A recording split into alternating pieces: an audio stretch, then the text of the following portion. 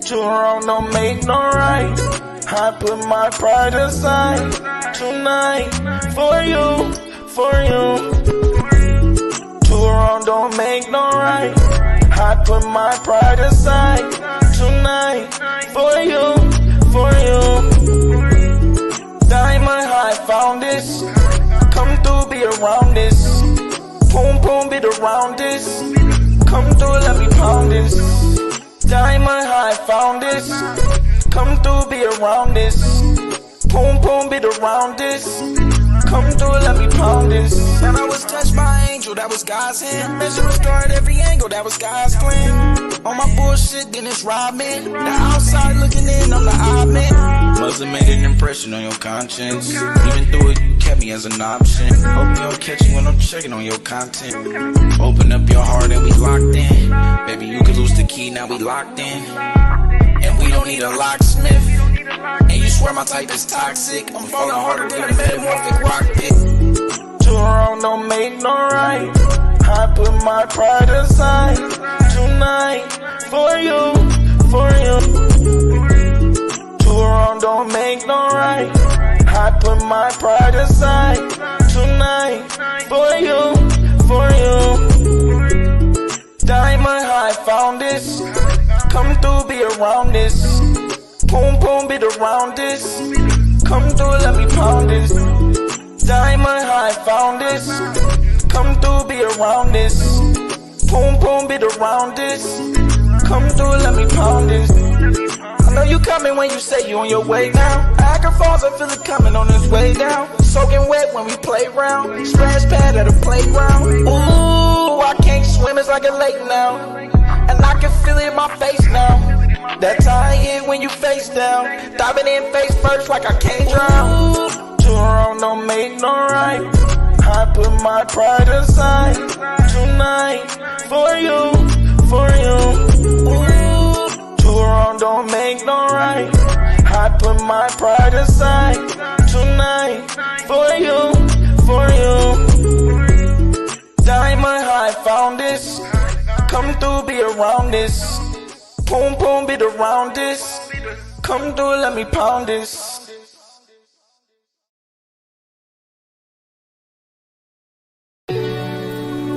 Yeah.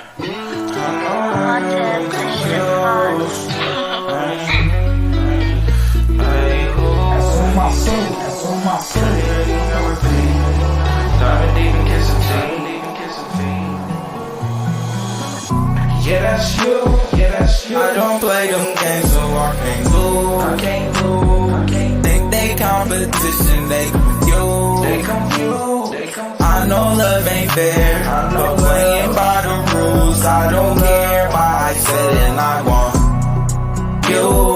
I don't play them games, so I can't lose. I can't lose, I can't. Think they competition, they confused. They confused. I know love ain't fair, but playing by the rules. I don't care, my I said and I want you. Pretty, really, I'm repeating. Digging deep and just feeding. Chest to chest, I feel you. I'll make you believe. I'll make you believe. This affirmations while you sleeping. Make believe. I'll change when you see it. Let me penetrate your I'll make you believe. I'll make you pretty, really, I'm repeating. This ain't make believe. Pretty beating instant I'll make you believe. Oh, I'll make you believe. The chest I feel it, your brain ain't make believe. No, this ain't make believe. This affirmations while you sleep. I'll make you believe. That's on my soul. And your beauty striking. Lightning bolt, lightning bolt. I can't forget the fighting. What I know. I can find a diamond mine and a heart pure gold. Heart pure gold. Yeah, that's you. Yeah, that's you. Yeah, that's you. I don't play them games, so I can't lose. I can't lose. I can't. Think they competition, they confused. They confused. They confused. I know love ain't fair, but playing by the rules. I don't care, my I said and I want you. I don't play them games, so I can't lose. I can't lose. I can't. Think they competition, they confused. they confused. I know love ain't fair, but playing by the rules. I don't care, my eyes set and I want you. Pretty, I'm repeating. Digging deep, just a feeding. Chest, I'm feeding. I'll make you believe. I'll make you believe. Just affirmations while you sleep. Make believe. I'll change you when you see. And let me penetrate your dreams. I'll make you believe. I'll make you pretty, I'm repeating. This ain't make believe. Pretty, freaky, I'm repeating. I'll make you believe. Oh, I'll make you believe. The chest, I feel your brain. Ain't make believe. No, this ain't make believe. There's affirmations while you sleep. I'll make you believe. Freaky, I'm repeating.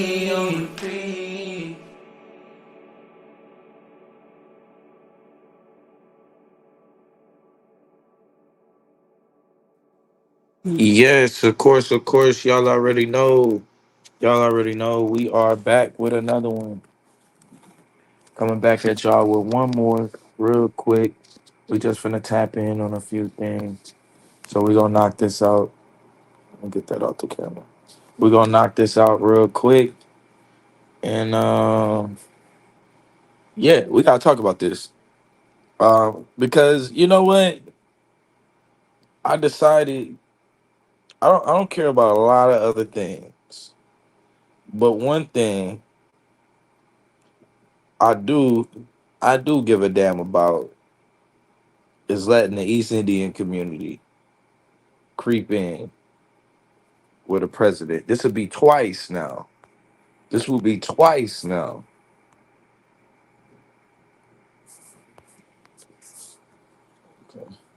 You know what I mean? Literally, this will be two times in a row. Well, not in a row, but this will be twice where we done got played over somebody that they are presenting to us as trans black. But let's get this thing on, and let's just be real. Like, this is where the FBA conversation kind of has to play a role. It's hard not to have the FBA conversation when you have situations like this.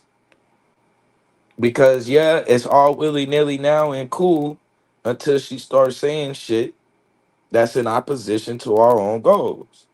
And then who's to blame? You ain't gonna be able to blame nobody because you should have known from the beginning while you was putting her on the same level as our parents.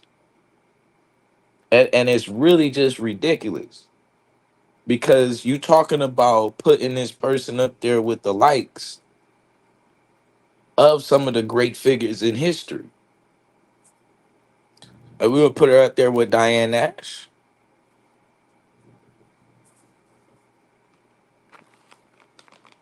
So, without further ado, let's bring this shit to the table. I'm just gonna say, I'd rather my first vote be for Trump before it's for a goddamn East Indian. That it's just don't sound right. It don't sound right at all, and it'll really be an embarrassment. But let's just tap in. United States, the Republican nominee for president, former President Donald Trump.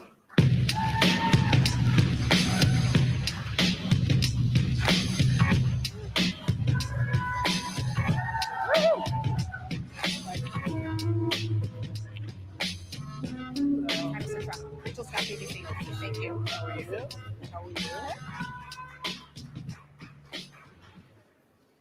Mr. President, we so appreciate you giving us an hour of your time. I want to start by addressing the elephant in the room, sir. A lot of people did not think it was appropriate for you to be here today. You have pushed false claims about some of your rivals, from Nikki Haley to former President Barack Obama, saying that they were not born in the United States, which is not true. You have told 4 congresswomen of color who were American citizens to go back to where they came from. You have used words like animal and rabbit to describe black district attorneys. You've attacked black journalists, calling them a loser, saying the questions that they ask are, quote, stupid and racist. You've had dinner with a white supremacist at your Mar-a-Lago resort. So my question, sir, now that you are asking black supporters to vote for you. Wow, this was a warm welcome. Like that. Well, first of all, I don't think I've ever been asked a question so in such a horrible manner. A first question. You don't even say hello, how are Like, you? for real, though. With ABC, because I think they're a fake news network, a terrible network. And I think it's disgraceful that I came here in good spirit. I love the black population of this country. I've done so much for the black population of this country, including employment, including opportunity zones with Senator Tim Scott of South Carolina, which is one of the greatest programs ever for black workers and black entrepreneurs.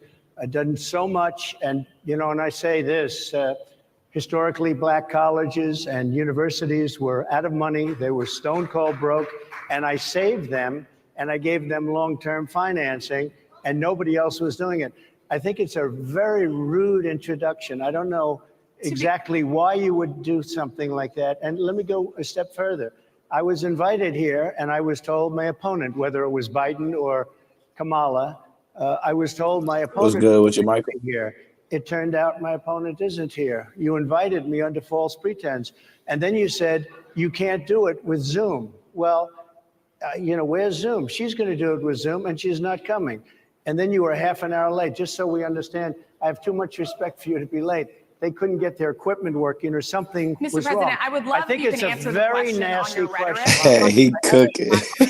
I have been the best president for the black population since Abraham Lincoln. That's my answer. Better than President That's Johnson, my who signed the answer. Voting Rights Act. For you to start off a question and answer period, especially when you're 35 Yep, I remember. minutes, get your equipment to work in such a hostile manner, I think it's a disgrace. I Let really me do. I let me think just ask a it's follow-up, disgrace. sir, and then we'll move on to other questions here.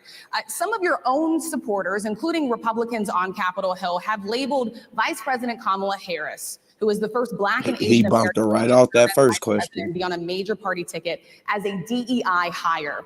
Is that acceptable language to you? And will you tell those Republicans and those supporters to stop it? How do you define DEI? Go ahead. How do you define it? Diversity, equity, and inclusion? Okay, yeah, go ahead. Is that what your definition? That is Give me a literally the definition words then. Would you give me a definition DEI. of that? Give me a definition. of Sir, that. I'm asking you a question, a you very have to direct define question. it. Define it for me, if you I would. just defined it, sir. Do you believe that Vice President Kamala Harris is only on the ticket because she is a Black woman? Well, I can say, no, I think it's maybe a little bit different. So I've known her a long time indirectly, not directly very much. And she was always of Indian heritage, and she was only promoting Indian heritage. I didn't know she was Black. A number of years ago when she happened to turn Black, and now she wants to be known as Black. So I don't know, is she Indian or is she Black? Always But you know identified what? as a Black I woman. She went to a respect historically either Black one. college. I respect either one, but she Nah, obviously she didn't always. because she was Indian all the way, and then all of a sudden she made a turn and she became a Black person. Just to be clear, sir, do And you I believe think that she is somebody should look That's a at cut. You ask continue in a very hostile, nasty tone. It's a direct question, sir. Do you believe that Vice President Kamala Harris is a DEI hire, as some I Republicans really have don't said? know. I mean, I really don't know. Could be. There are some, and there are plenty. I know this lady right over there, Harris, is a fantastic person who just interviewed me at length. And we had a great interview, I think, and I heard you got very good ratings on that. Well, you interview. told me it was the longest one of your life, so we had a good discussion. Look, I want to talk about why you're here today. I mean, it is not lost on us how divided we are as a country. And as you were coming today, we really got to see that we are divided along the lines of race, along the lines of gender. And there is this question of, in this moment where we are, why come here? What is your message today?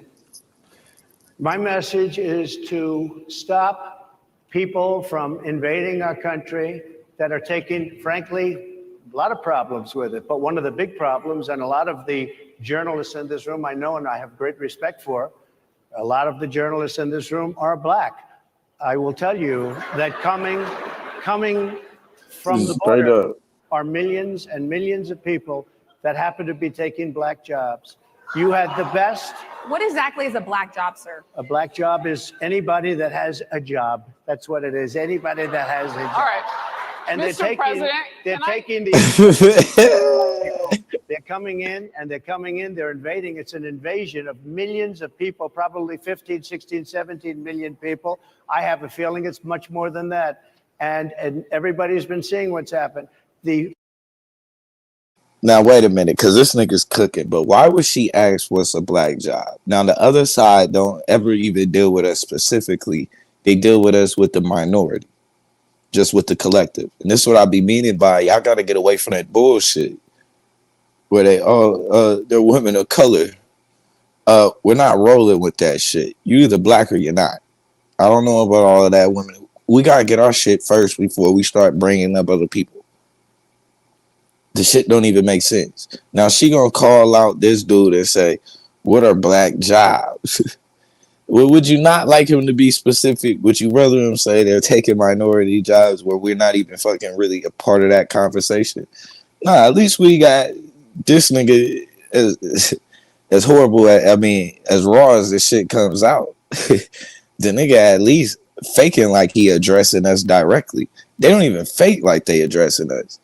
They'll say some shit, then we ask them like, yo, what they got to do with black people? Oh, well, see, all people are going to benefit. I don't want to hear the all. I want to hear the all. See, he coming at it direct. Now, do I believe that, this shit rolls like that? Yeah. But I think we all understand the point that he was making was that they're coming and taking American jobs, and he was speaking directly to black people, so he wanted to speak directly to black Americans. I don't think this is necessarily the worst point you can make. I don't see how, as black people, we would get mad that we're getting singled out in the political discussion when we've been asking to have an actual say so in what we want from the gate. So I think we probably should have the discussion with the guy that at least that singles us out when we're having a discussion, as opposed to the people that lumps us in with the melting pot.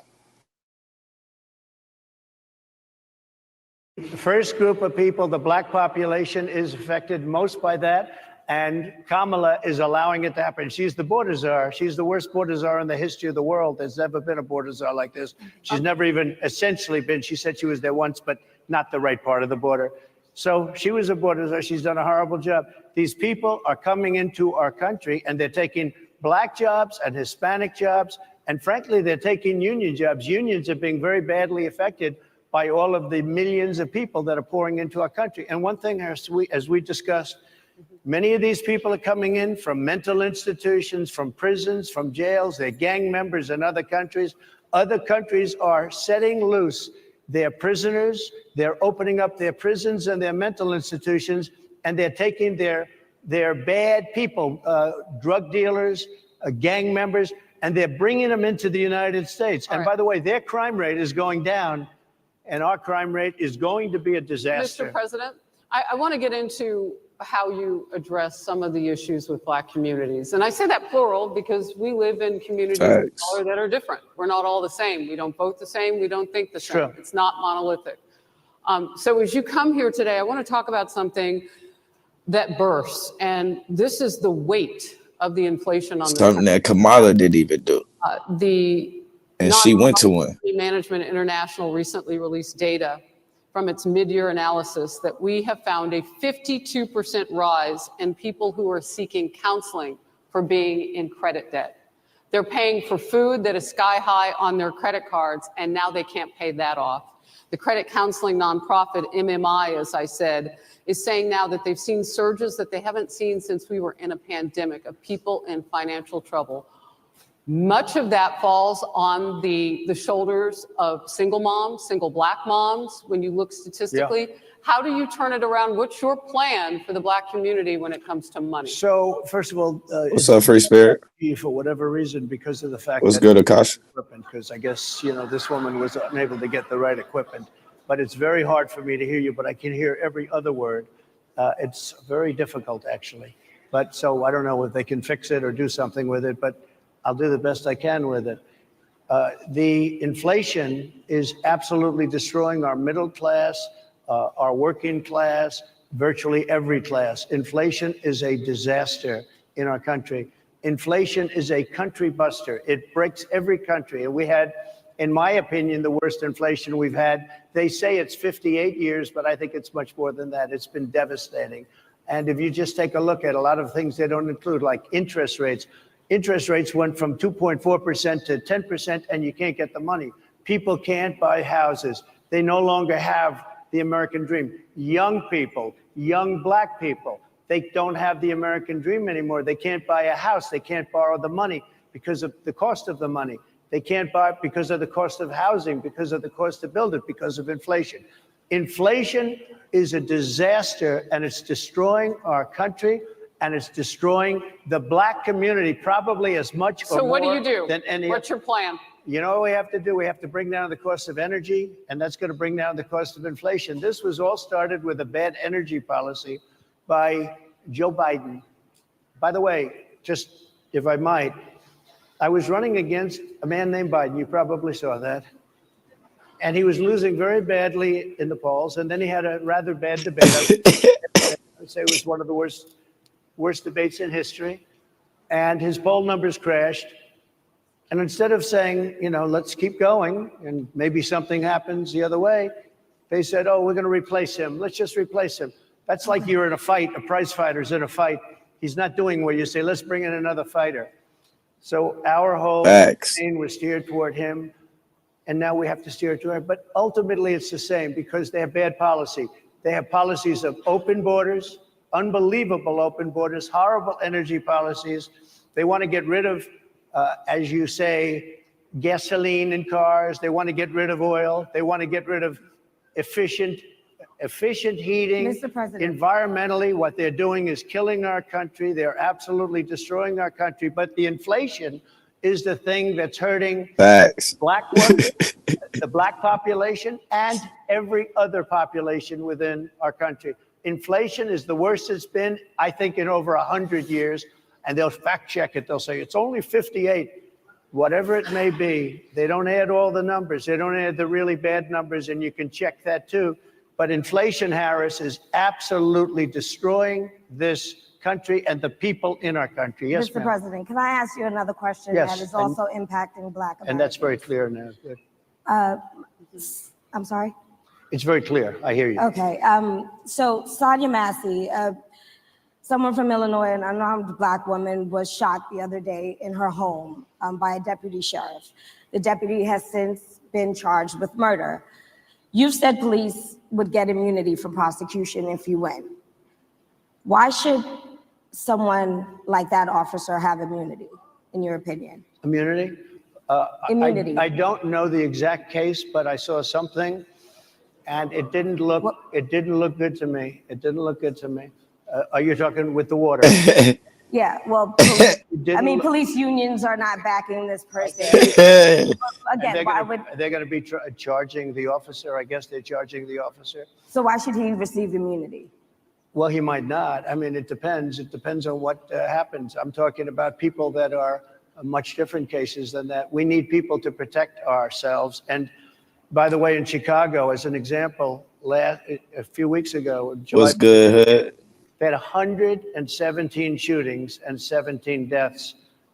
Nobody wants that. Nobody wants that. We need to have our police officers have the respect and dignity back. In this particular case, I saw something that didn't look good to me. I didn't like it. I didn't like it at all. So can you get a little more specific back to the immunity question? Who would make those Well, right now, distinctions? for the most part, people are protected by their unions, by their police unions, or by their police departments. But I'm saying if I felt, or if a group of people would feel that somebody was being unfairly prosecuted because the person did a good job maybe with crime, or made a mistake, an innocent mistake. There's a big difference between being a bad person and making an innocent mistake. But if somebody made an innocent mistake, I would want to help that person. What would those exceptions be? What would determine You an go innocent after mistake? somebody and it's a very close call and it's very dangerous. And you know, they have, the policeman's life and woman is a very difficult thing because sometimes you have less than a second to make a, life and death decision. And sometimes very bad decisions are made. They're not made from an evil standpoint, but they're made from the standpoint of they made a mistake. So I want to follow up really quickly. You know, I find it interesting because you do talk about reining in prosecutors, especially when it comes to prosecutors that are prosecuting you. Why doesn't that skepticism apply to law enforcement? Well, I've been prosecuted because I'm a political opponent of two people that have weaponized our justice system. I've been prosecuted. I just won the big case in Florida. Everyone said that was the biggest case. That was the most difficult case. And I just won it. Now, Biden has a similar case, except much worse. I was protected under the Presidential Records Act. Biden wasn't, because he wasn't president at the time. And he had 50 years worth of documents. And they ruled that he was incompetent, and therefore he shouldn't stand trial. And I said, isn't that something? He's incompetent and he can't stand trial, and yet he can be president. Isn't that nice? Mr. President, but they released him on the basis that he was incompetent. They said he had no memory, and he was a nice old guy, but he had no memory, and therefore we're not going to prosecute him. I won the case, and it got very little publicity. I didn't notice ABC doing any publicity on it, George. We cover you extensively, sir. I'd love to move over on to I different didn't topics notice you now. do any publicity on it at all. I won the case, the biggest case. This is an attack on a political opponent. I have another one. And what's crazy is this is really how you like. He just controlling shit. He controlling shit. He answering how he want to answer it. It's efficient enough, but he's controlling shit. Almost like it, and it doesn't look quite as smooth as a politician. It looks more smooth, like somebody you just know somebody running game on you on the street. Like, yeah, whatever. But one thing that you can't deny, number one, they're both running game. But the difference is that he's actually directing things towards us. Because actually what we're going to look for next is clips. We want to see how does Kamala Harris address these same type of questions that are directed strictly at Black people. Let's see. Where Sir, I have if you a don't mind, hostile judge. we have you for a limited time, sir. I'd love to move on to different No, topics. excuse you. if we You're the can. one that held me up at 35 minutes, just so you understand. If we can move on now to the state of the race, sir, I want to get back to the campaign. Senator J.D. Vance is your running mate. He's had a lot of controversy. You're not going to let that go. Do a few things that he has said in the past. He said the Democrats running the country are a bunch of childless cat ladies who are miserable at their. And you know what's bad? Is that he basically get to say that, you know how Black people are, they always late. Regardless of how it happened. Like, real shit. Think about this. It don't matter how the fuck it happened. What went wrong to make them late? The fact that they were however long of a wait he had to endure. He get to get up here without saying it, but saying it. Just like, of course, I don't know what was going on or what time they had. In other words, I was on colored people time. They put me, I should have known I could have came in about an hour or so late. Like, that was a cut. Get your shit together, man. You're gonna have the dude come in and your shit ain't even together. This shit embarrassing. Questions ain't even right. You framing the question where you get the wiggle out. Learn how to frame a goddamn question. I'm not gonna ask you no question where you can wiggle out. I want a direct question. Like, direct. You gotta be more specific. Their own lives and the choices they've made, and so they want to make the rest of the country miserable too. He's not talking here about how great it is to be a parent. He's attacking what he says are the choices people are making to not have children. Prior to Contrave, my eating habits were horrendous. It wasn't until I found a nurse practitioner. Did you know that he had these views about people who do not have children before you picked him to be your running mate? And do you agree with him? No, I know this. He is very family oriented. and he thinks family is a great thing. That doesn't mean he thinks that if you don't have a family, it's not. I know people with families. I know people with great families. I know people with very troubled families. And I also know people with no families. They didn't meet the right person. Things happen.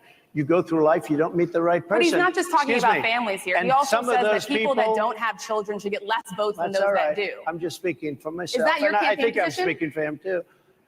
He strongly believes in family, but I know people with great families. I know people with not great families that don't have a family. And the people without the family are far better. They're superior in many cases, okay? He's not saying they're not. What he's saying is that he thinks the family experience is a very important thing. It's a very good thing. But that doesn't mean that if you grow up and you grow older and you don't meet somebody that would be wonderful to meet and would have been good, that that's a bad thing. He's not saying that. My interpretation, you'll have to ask him actually, but my interpretation is he's strongly family oriented, but that doesn't mean if you don't have a family, there's something wrong with it. Just Mr. one last President? point, and then we'll move on. Just one of the bedrock principles of American life is one person, one vote. Senator J.D. Vance has suggested that someone who has children should have more votes than a person who does not have children. I just want to be clear here. Is that the position of your campaign? Well, no, but it's not something I have ever heard before. I can tell you this.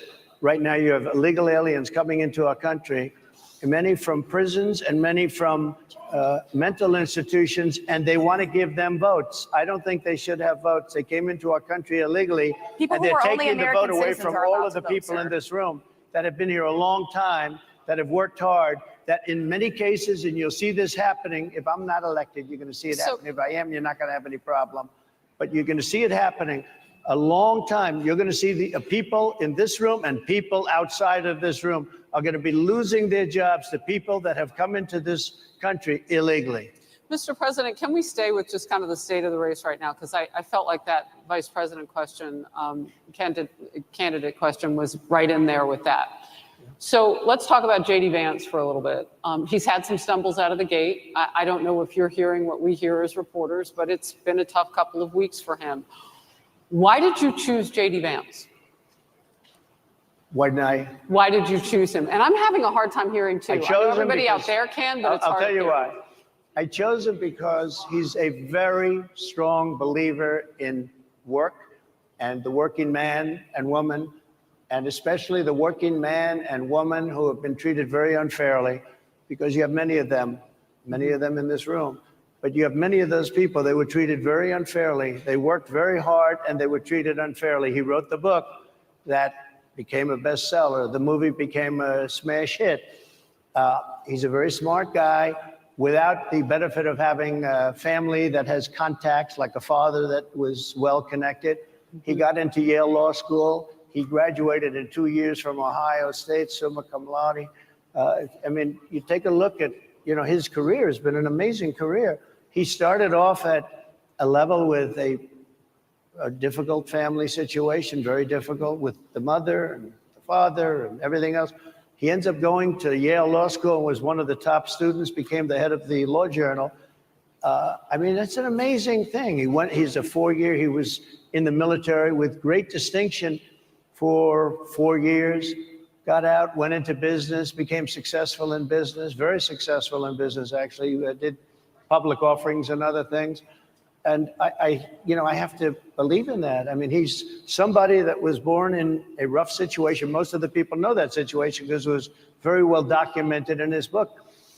And I have a lot of respect for somebody that can get into Yale and become one of the best students in Yale, that meets a young woman at Yale who was also outstanding, and they get married, they have a beautiful family. But he had he's made himself an amazing life. He then goes to Ohio, lives in Ohio, and he had my endorsement. That helped. But he wins the Senate. He becomes a United States Senator. So he's a United States Senator. So, And so, Harris, like I respect you for your success, I respect people thank for you. their success. the reason I asked the question is because the last time you and I sat and talked was the day that you were shot. We'd been together for much of that day. You left to go to Butler, Pennsylvania, and we didn't know what was next. Yeah. And 2 I'm days sorry. after that, I cannot understand. Your microphone I know is so it is muffled. really hard for me I to mean, it's understand just, you I can understand you perfectly. because she's Whoa. closer. I can understand you. I'm happy to hear that, sir. But I can't Really happy to hear understand, that. Harris, I have a few more questions. because of the distance and the mics are really in lousy shape, but I cannot understand Are So, you asking a question? what you're saying. Go so ahead. what I wanted to say was the last time we spoke, What's good with you, Jesse? words that were prophetic, because I asked you who you wanted to choose for vice president. Yeah. And you said normally it really wouldn't matter what they would bring, you choose somebody that you think has a future, that sort of thing. But you said these words 3.5 hours before an attempted assassination on your life. You told me that bad things happen, Harris, and that's why this decision is important this time. Bad things happen. You said it twice. When you look at J.D. Vance, is he ready on day one? Does he what? Ready on day one, if he has to be. I've always had, Now that's a little weird, right? That gives a little weird vibe. She said she seen him right before, and he kept emphasizing that bad things happen. That's why this is important. Bad things happen. That's very, very ironic right before the assassination attempt. But we'll move it along.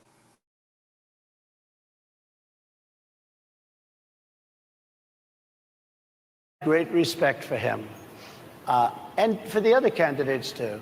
But I will say this, and I think this is well documented. Historically, the vice president, in terms of the election, does not have any impact. I mean, virtually no impact.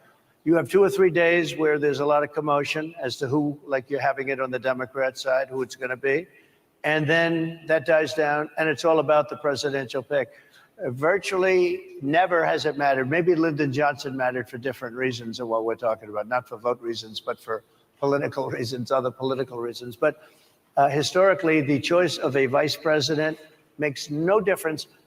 You're voting for the president, and you can have a vice president who's outstanding in every way, and I think JD is. I think that all of them would have been, but you're not voting that way. You're voting for the president. You're voting for me. If you like me, I'm going to win. If you don't like me, I'm not going to win. I'm going to get my JD Vance question in. JD Vance? I'm going to get my JD Vance Sure. question in. To your point and to Rachel's point, he, has a lot of opinions about childless women like myself or divorced people like yourself. Do you think, well, I mean, my But point at is least here. it was said in a friendly manner. My point is, do you think the Republican Party is getting a little bit too judgy about people's lives when you think about abortion or when you think about what JD Vance is saying? I don't think, look, I think that the Democrat Party is really the one that has the problem. I think they're radical on abortion because they're allowing abortion in the 9th month.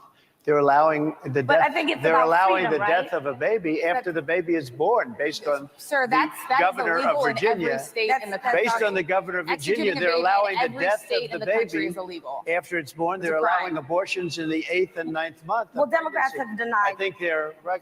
And I That's think the the thing. Republican Party is actually much less. I think I've made them much less radical, perhaps. But the Republican Party, what we're doing is bringing it back to the states where everybody wanted it. Democrats, Republicans, liberals, conservative, everybody wanted abortion brought back. They didn't want Roe v. Wade in the federal government. They wanted it, everybody But the wanted majority it of back. Americans oppose Excuse Roe me. v. Wade being They overturned. They Multiple don't know polls have showed about that, this. sir. Right now, they're voting. It brought it back to the states. Now, I happen to believe in the 3 exceptions. Ronald Reagan believed with rape, incest, life of the mother. I do. I think most people do. I think most Republicans do also. But if you take a look, right now they're doing, it's an amazing thing. Out of the federal government, it's in states, and people are voting. And I will say, Ohio is, let's call it a more liberal version, has been approved. Kansas, the same thing, a little bit surprising to a lot of people. But the people are now voting, and it's taking this issue that's been going on for 52 years and has torn our country apart, and it's giving it to the people to vote on, and they're voting. And Many states have already voted. Others are in the process of voting. And it's bringing it back to the people and a vote of the people. And it's not at all radical. And again, you have to follow your heart. I happen to believe in the three exceptions. Most people believe in the three exceptions. Most Republicans believe in the exceptions. But they don't want to see an abortion in the 9th month or the 8th month. Almost everybody agrees to that. And they certainly don't want to see, in the case of the governor of Virginia, the former governor, I might add, who said, we set the baby aside and then we decide what to do. Meaning, what do? We execute the baby. That's a radical, horrible position. And some people want that. I don't want it. Most people don't. Thank you. Can I just pivot really quickly to another question about, you brought up health, Harris. You're an active man. We see you golfing all the time. But if you win, you'll still be president at 82, which is older than Biden is right now. But not mentally. Look, mentally. Here's the question. He's shot. But most people, would you consider? Most people, I know many people in their 80s and their 90s that are in great shape. Some of our greatest leaders. You look at throughout the world history, the greatest leaders, some of the greatest leaders in the world were in their 80s. But here's the question. Would you consider stepping down if you felt that your health was declining? Or would you? Oh, absolutely. And who would make, I think I'd know. How would you make that decision? I think I'd know. Look, if I came onto a stage like this and I got treated so rudely as this woman treated Oh my goodness. me, and I'm fine with it because she was very rude, sir. Very rude. That wasn't a question. She didn't ask me a question. She gave a statement. That wasn't a question. I repeated your answer the statement, sir, question. actually. You said you would. You would Oh, make that absolutely. decision If to I step thought down. that I was failing in some way, I want people to be sharp. I'll go a step further. I want anybody running for president to take an aptitude test, to take a cognitive test. I think it's a great idea. And I took 2 of them and I aced them. Well, I took 2 of them. But let me ask you, I would like to have people running for president, and I don't mean because they're 75 or 85. I think anybody running, I'd like to do it. People say it's not constitutional. I would like to have something passed where you can do it. I think we should know. I mean, I've watched what's happened in the last couple of years under this gentleman, and our country is a mess. We have inflation. We have the millions of people falling in. We have Afghanistan, which was the worst, most embarrassing moment in the history of our country. What he has done to our country, and her too, what they've done to our country, she has been a horrible vice president. She's considered the worst vice president in the history of our country. Mr. Don't mean to President. interrupt you, but would you consider taking the cognitive test Mr. President. I would love to and do make it. it public? Well, I've already taken 2 of them, but I'll do it again. Mr. President, how do you intend to? I suggested, Harris, that let's take one. I said, Joe and I will go and take a cognitive test. Now, I'd do it with her too. I would do it with her also. You know what? She failed her law exam. She didn't pass her law exam, so maybe she wouldn't pass the cognitive test. Mr. President. Are you saying she wouldn't pass? Just to be clear, I'm just giving you the facts. to be clear, you don't think I'm Harris. just How do you giving you the intend, facts. She and didn't look, pass her bar exam, and she didn't think she would pass it, and she didn't think she was going to have it pass it. And I don't know what happened. Maybe she passed it. I She guess did pass it. There's a She man did- over she here. did I in think fact pass he it. must work. for Mr. her. President, I would love to ask you about January 6th. You've called yourself the candidate of law and order. When Time Magazine asked you if you would consider pardoning all the rioters, you said, yes, absolutely. Sure. You called them patriots. 140 police officers were assaulted that day. Their injuries included broken bones. At least 1 officer lost an eye. 1 had 2 cracked ribs, 2 smashed spinal discs. Another had a stroke. Were the people who assaulted those 140 officers, including those I just mentioned, patriots who deserve pardons? Well, let me bring it back to modern day. Like about 5 days ago, we had an attack on the Capitol, a horrible attack on the Capitol. You saw the people that were protesting and spraying these incredible monuments, bells, lions, all these magnificent limestone and granite with red paint, red spray paint that will never actually come off, especially in the limestone. It will never, I'm a builder, I know about this stuff. It'll never, you'll see it in 100 years from now. They viciously attacked our government. They fought with police. They fought with them much more openly than I saw on January 6th. What's going to happen to those people? What's going to happen to the people in Portland that destroyed But sir, my that question city? is on What's those. going to happen to My the question people is that on tried those to burn rioters down- who assaulted Excuse me. officers. You have to Would answer. you pardon What's those going to people? happen? Oh, absolutely, I would. You If would they're pardon innocent- those- If they're innocent, I would pardon them. They've been convicted. And by the way, the Supreme Court just well, they were convicted by a very tough system. How come the people that tried to burn down Minneapolis, how come the people that took over a large percentage of Seattle, how come nothing happened to them? How come the But people sir, we're that- talking about how people come that the were people- seen No, beating We're officers talking with about federal flagpoles, buildings. dragging them down the stairs. They're on They video. dra- Have you seen that Really? video, Oh, sir? really? Well, they you would shot- pardon those. You would pardon those rioters? They shot a young lady in the face who was protesting. They shot her in the face. You know, nobody died that day. You do know that. But people died in Seattle.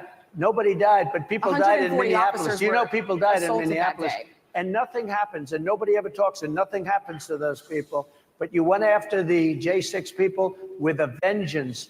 And I'll tell you what about the cops that were, and I'm all for the police, as you know, but what about the police that are ushering everybody into the Capitol? Go in, go in, go in. What about that? Look, nothing is perfect in life, but you have people from Minneapolis, you have people just from 5 days ago in Washington, D.C., they were having fistfights and fighting with the police. They were spraying and destroying, they were desecrating our monuments in Washington, D.C. 5 days ago, and nothing happened to them. And you can't have two systems of justice. That's why they went after me as a political opponent, because they felt they couldn't win without doing that. And we're going to win our cases and we're going to be vindicated. But I have to spend a lot of time on that and money. That's what they want. After the election, they won't care. Although in my case, I think they probably will, because the hatred is pretty deep. But I'll tell you, they went after me as a political opponent. That's never happened in our country before. And it sets a terrible, terrible precedent. What do you do on day one if you win? What's your first thing? What do? I close the border. And I do two things, because I can do a lot of things simultaneously. I close the border. We don't want people coming.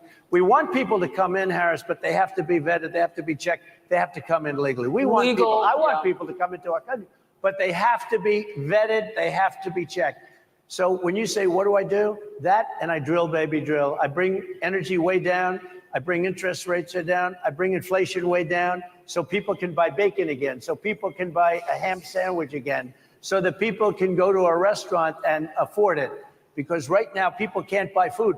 Your grocery bills are up 40, 50, 60%, right? She's agreeing to me. Oh, she's agreeing. Thank you. I like you very much.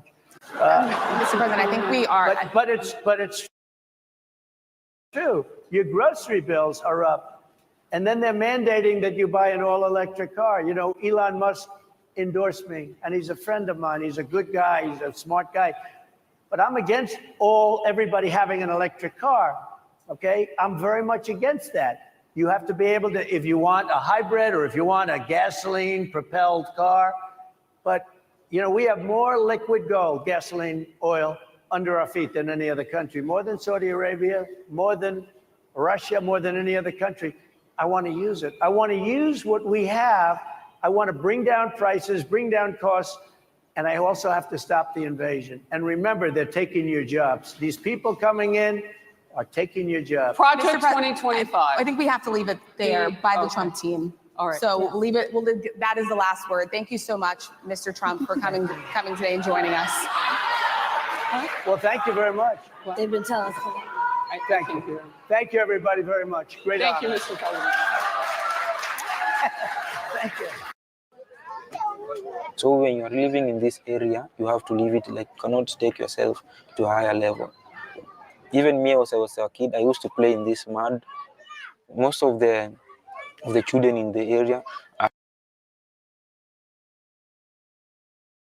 former President Donald Trump taking the stage at the National Association of Black Journalists Convention, having a discussion with three journalists.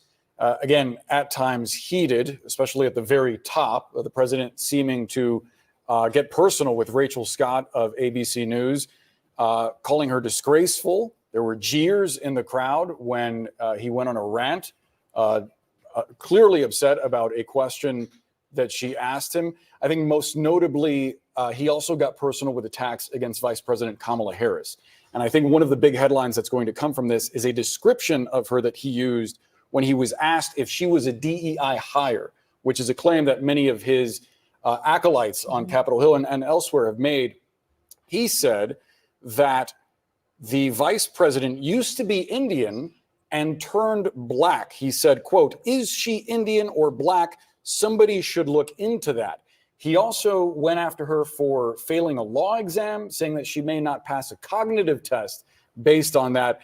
Also, a variety That was a bar from the former president on things from immigration to abortion. A lot to dig into based on those remarks. And there was quite a lot of fact checking that was happening in real time from those journalists who were asking questions of him. But it really was the first question out of the gate. And I want to bring in Sarah Seidner, who was there in the room. I do want to say though, him when he keeps talking about dropping the energy prices, what he's saying is the reason why they're up so high is because of them shutting down the oil fracking. So what he's saying is he want to go back to drill, which is oil fracking, which fucked up a lot of places, and there's a lot of places that you can't go back to because of that. So that may not be such a good idea, but you know, hey, that's what they do.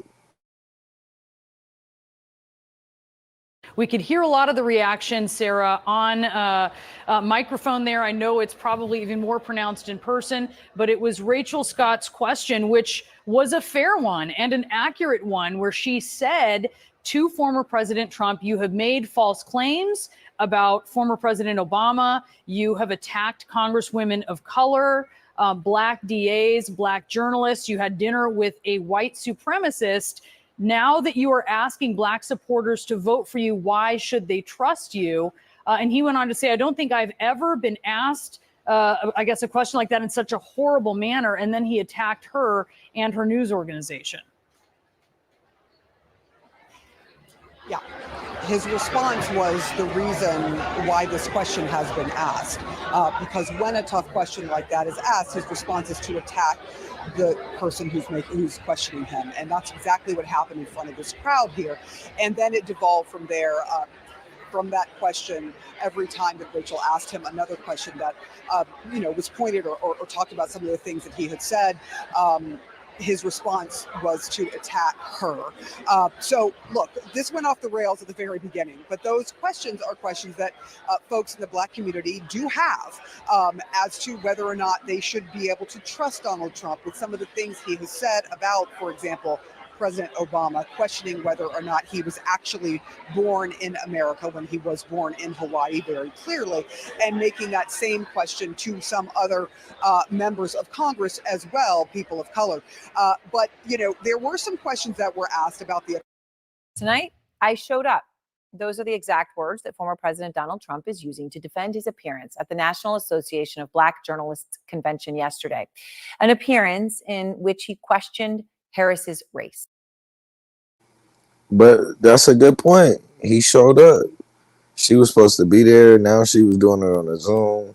Like I said, we need to see how she answered the questions that come directly about us from us.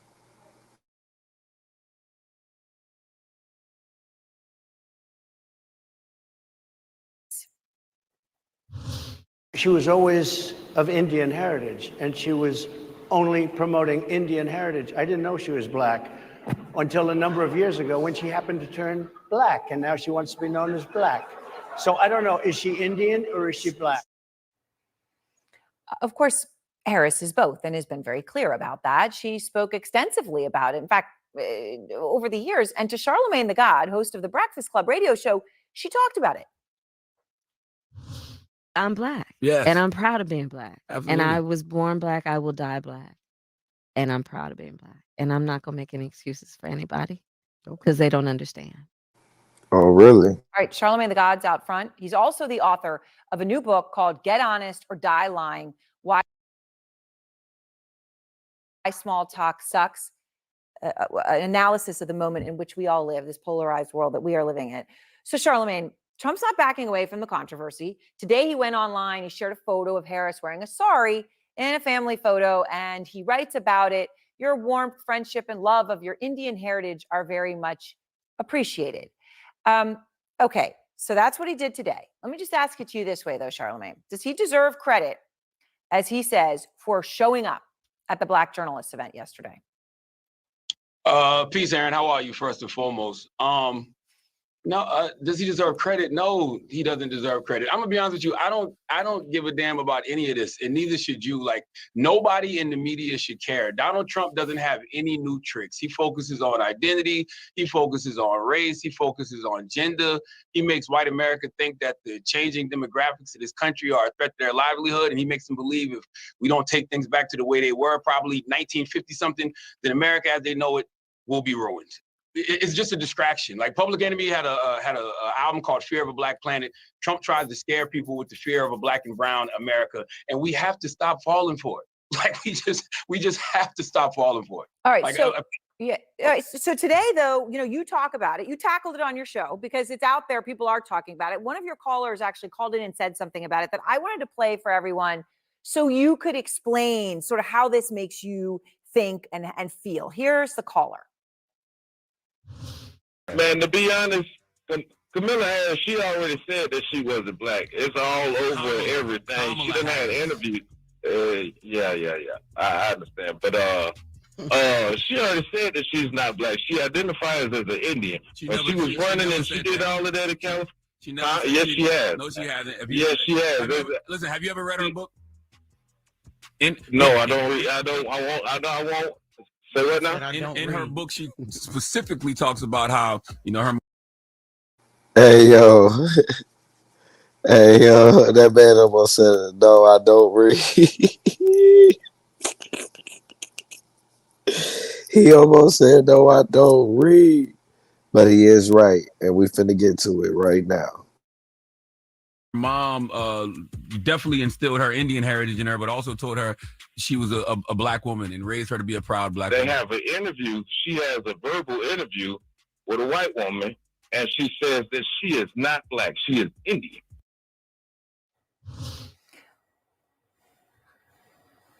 Lord have mercy. So what do you do about that? What do I do? Is I tell everybody not to be distracted, and I would say the same thing to the vice president. All the vice president has to do is stay on message. All these conversations about what's black, who's black, forget all that.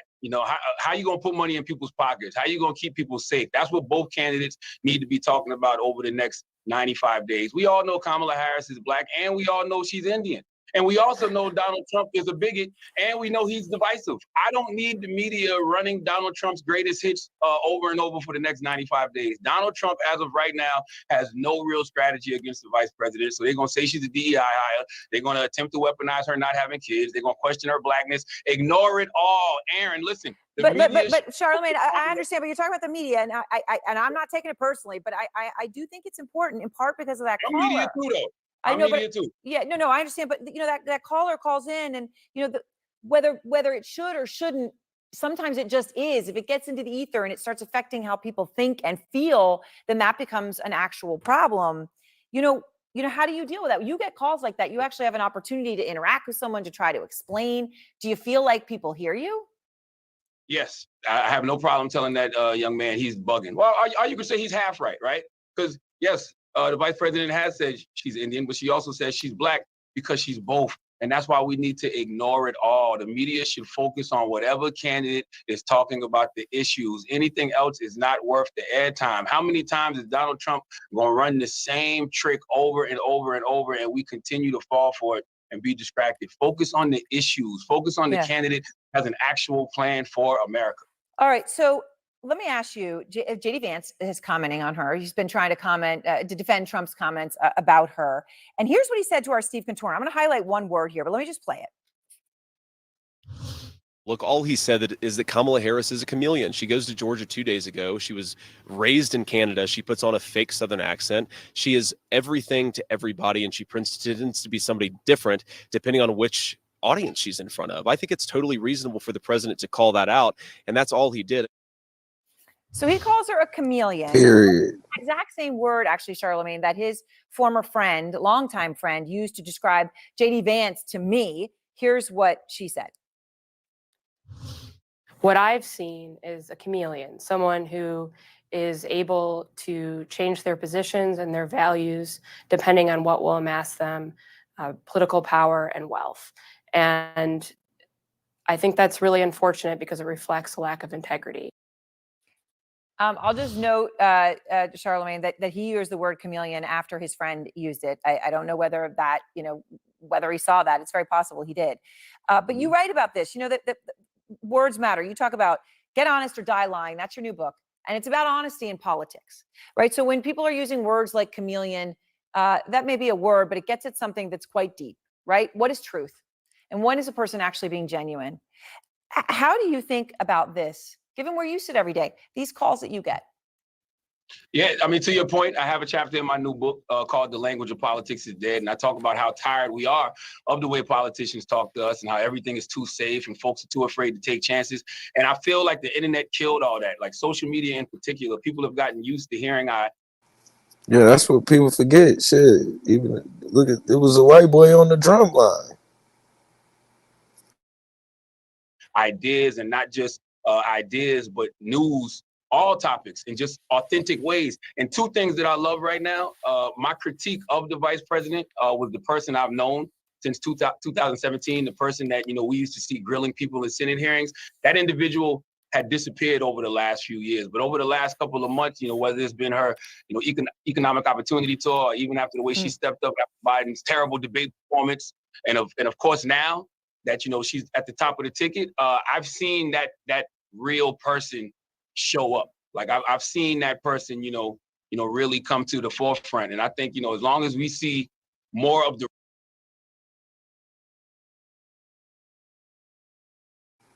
Let's cut the cap. Facts. Let's cut the cap. The political journey of Senator Kamala Harris, the first presidential candidate of Indian origin. Ain't that funny? 4 years ago, she was of Indian origin.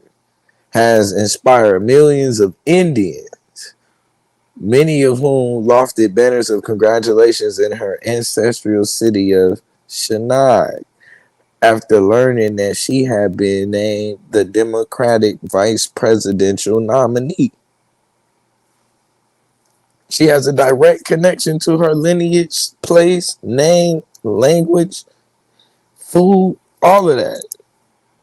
But anyway, the admiration goes both ways. The senator's extended Indian family, particularly her mother, Shamala Gopalan, was an inspiration for Harris as she rose to the pinnacle of American politics. Her uncle, Gopalan Balacharan, said in an interview at his home in the Indians' capital, New Delhi, that is the value that you treat everyone equally.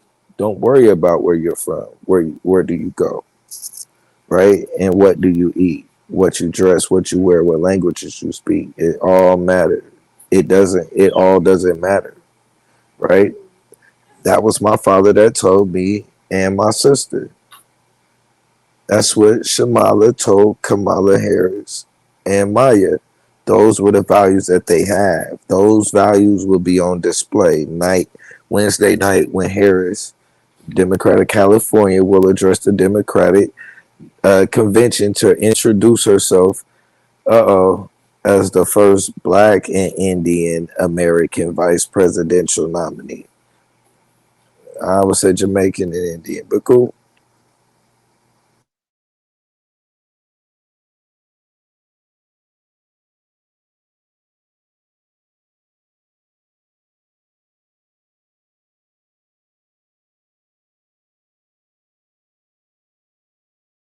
Want to skip down just a little bit and say he may have been accepting of her choices, but the generosity of the spirit extended. Hold on.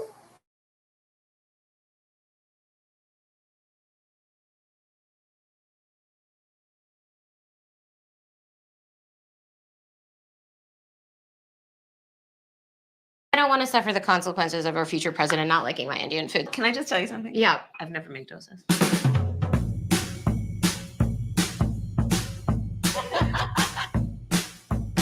Hi! I love that you're coming to the kitchen already. Like you live here. Coming to the kitchen. That's This so is so sweet. nice. Are you stressed for making Indian food? Oh my God, you do it. I have a taster. Oh my, you have no idea. This is how my mother kept all of her stuff. This is so funny. I told my dad I was like bringing over the stuff from the store. He's like, obviously, I put them. This what y'all mamas was cooking in the kitchen? Who kitchen look like this? My mama can't even spell that. And the letters is on the goddamn can. Facts. Them not no greens. Like, who mama here is cooking Indian food?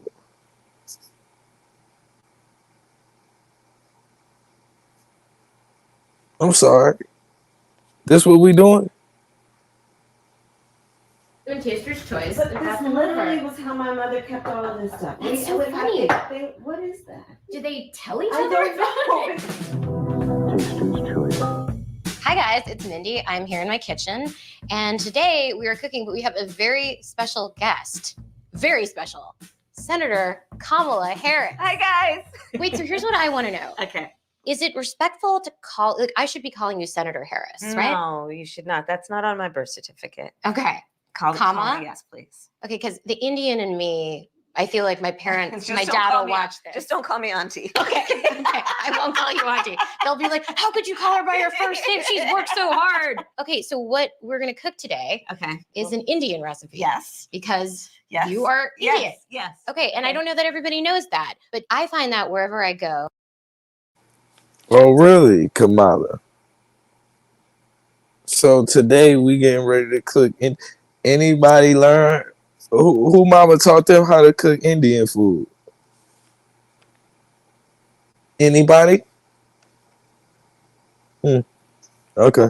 I see Indian people at the supermarket, on the street. Everyone's like, you know, Kamala Harris is Indian, right? It's like our thing we're so excited about to have you running for president. Yeah. So we're both Indian, Yes. but actually we're both South Indian.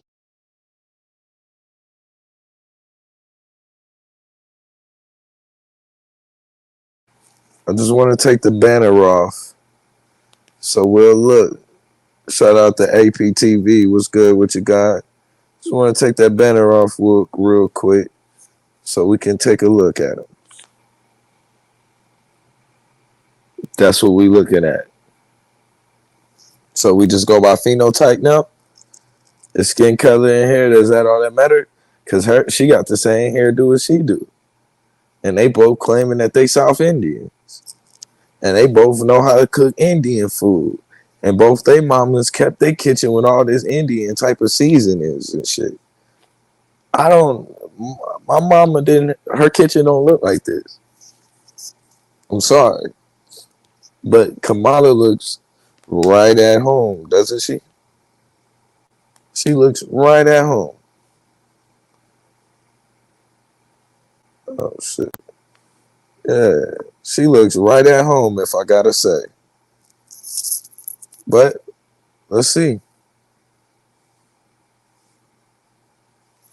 Yes. Um, You look like the entire one half of my family. Okay, thank you. We're both have you running for president. Yeah. So we're both Indian, Yes. but actually we're both South Indian. Yes. Um, You look like the entire one half of my family. Okay, thank you. You do. I've been telling people You we're do. related already, Yeah. so this is Uh-huh. perfect. It's basically true.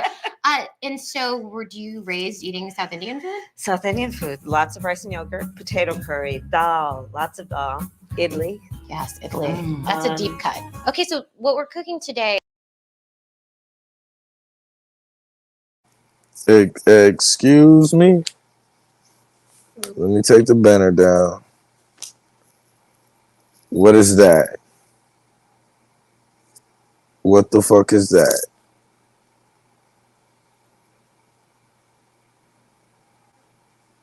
Eating South Indian food? South Indian food, lots of rice and yogurt.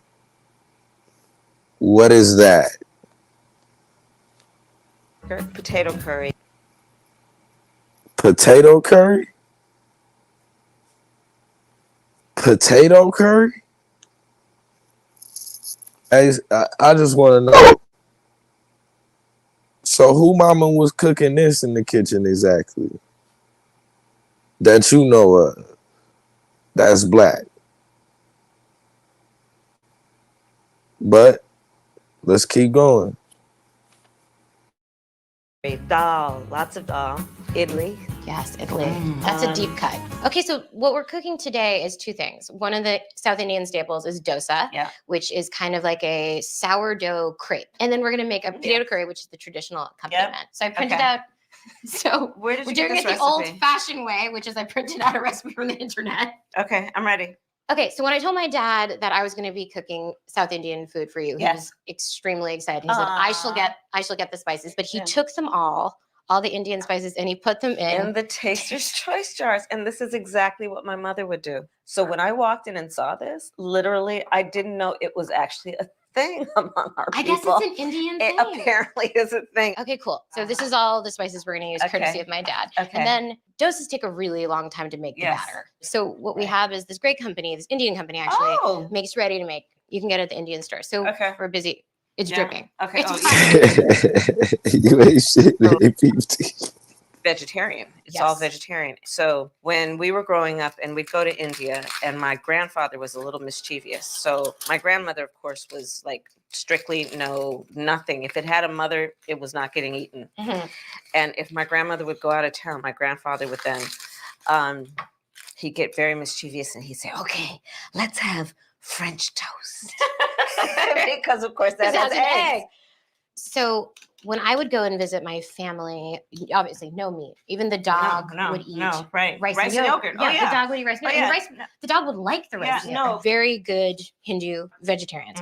But then I'd get older, cool cousins who would take me out on their motorcycles, and we would all split like a lamb burger. Right. It Because was fast like food, but like no beef or anything, obviously. But we would have lamb burger, and then we couldn't tell any of our grandparents about it.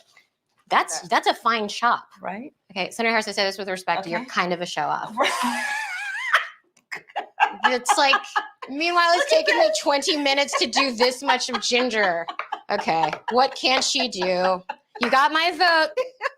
So your mom worked and my mom worked, but my mom also. Your mother was a doctor. Well, it's just interesting thing about Indian women of a certain generation is you had to do both. Yeah. Right? Like my mom would wake up at 5 a.m. before she went to the hospital to see patients, and she would cook food for the whole week.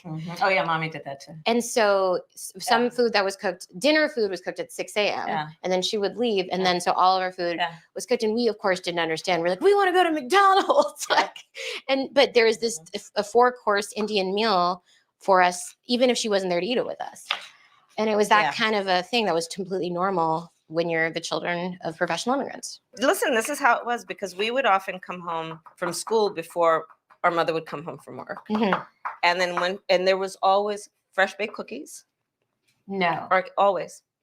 Oh my gosh. So all of that stuff, like everything was from scratch. And this is why maybe I've become hopefully not a snob about food. Someone who can cut up onions like that. Like we're on a but I cooking take it show. very seriously. Yeah. Listen, this is controversial. I put peas and cashews in mine. Yay or I nay? noticed that. That was I mean, it's Okay, fine. all You could do right. it, Your like- silence was very damning. Yeah. I knew what you No, wanted but you to know do. what? I want to try it. Go But on, we'll do. Go for it. No, because I don't want to suffer the consequences of our future president not liking my Indian food. So why don't I just No, we'll I just think play it it's safe? Okay, put a couple in. Just put a couple in. Can I just tell you something? Yeah. I've never made dosas. Okay, but you're really good about critiquing them. Great. This is going to be great for me. All right, so let's get to the cooking part of it. I always use too much oil. I'm often surprised when I make things from scratch. Right. This is why I needed a U.S. senator to witness me do it. You are doing such a good job. How old were your parents when they came over? My parents were, I think, almost maybe late 20s, like 28, 29, 30. Yeah. Yeah. See, my mother came when she was 19. Wow. By herself. No way. Wow. My grandfather was very progressive, and she wanted to study science. My mother's father was the same way. And this is the thing that's really interesting, because people have these stereotypes and actually Facts. are. I mean, at least I can speak about my own experience, and you have a similar experience, sounds like, where, you know, my grandfather was very progressive. Like his daughter wanted to go and do that, and he was like, go ahead.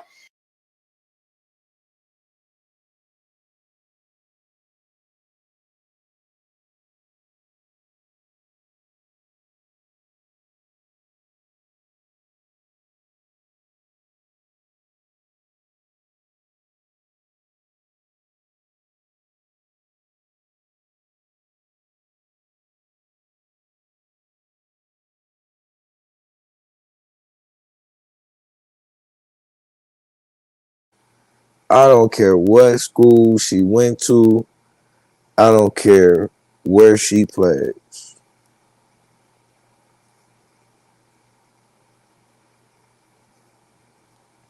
I just want to know who taught her how to be a black woman. Was it her? Was it her? Or was it him? Who was it? Who was it? Can anybody tell me, please? And mind you, Pops is gone. That nigga's in Jamaica somewhere, in the East Indian community, probably with another East Indian woman. Facts. The daddy is East Indian too. Yep. Surely is. They're gonna try to say the nigga had 2 African parents. Stop it.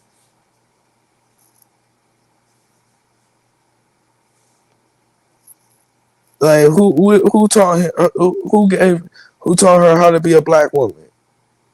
Like this shit get disrespectful.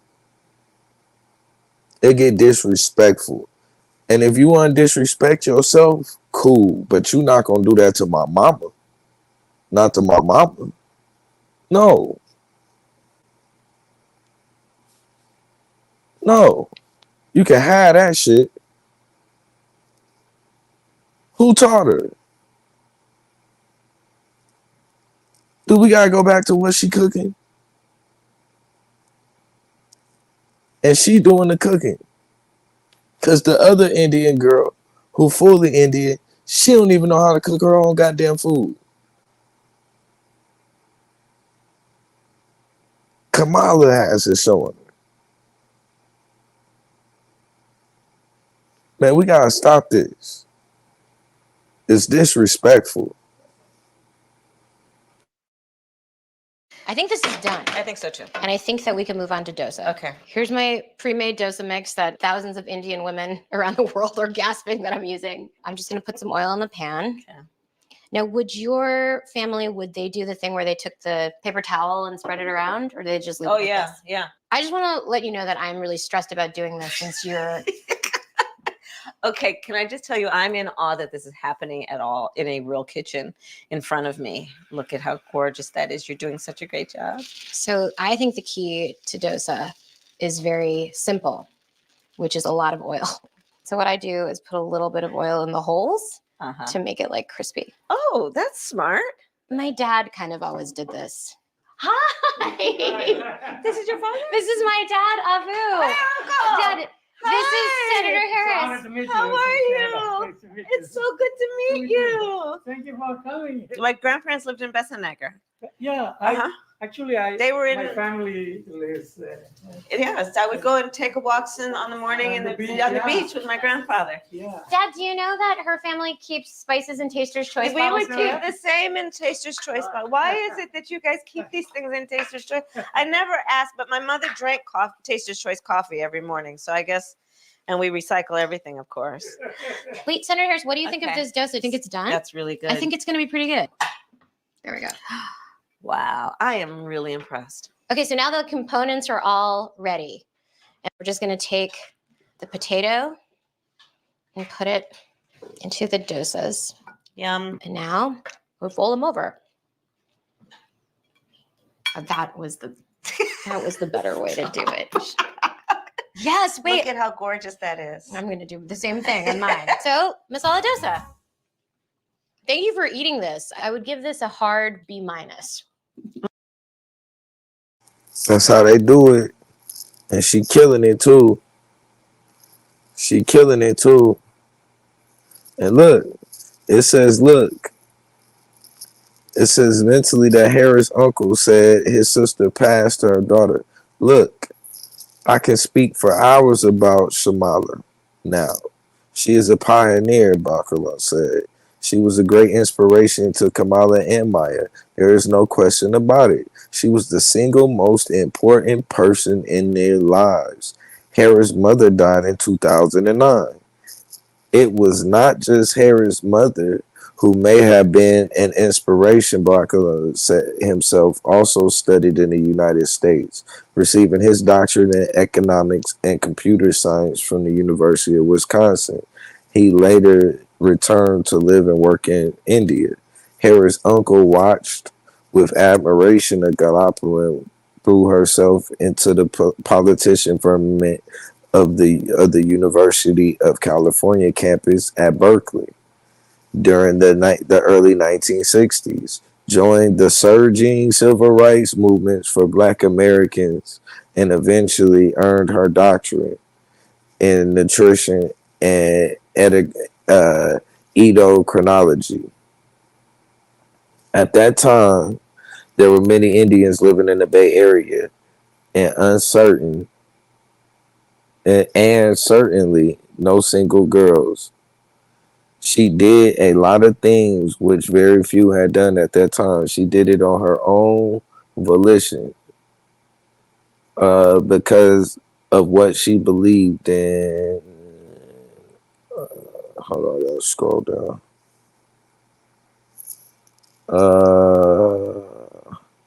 Now it says Harris was raised in an activist culture.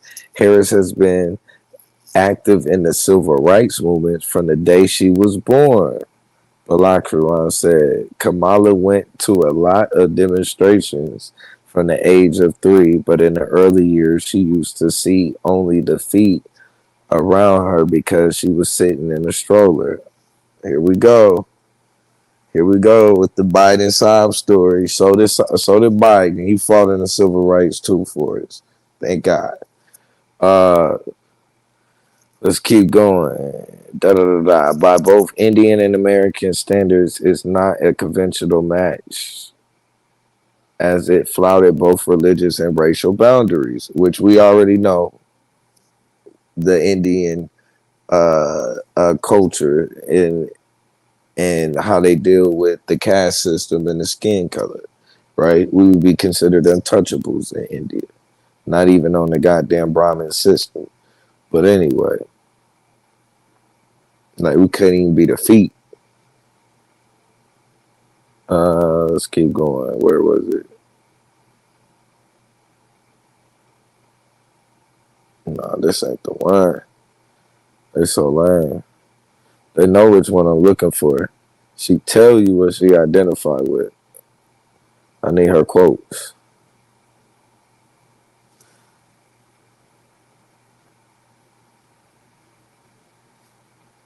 In fact, she with the Howard. She what she say that they don't give a fuck.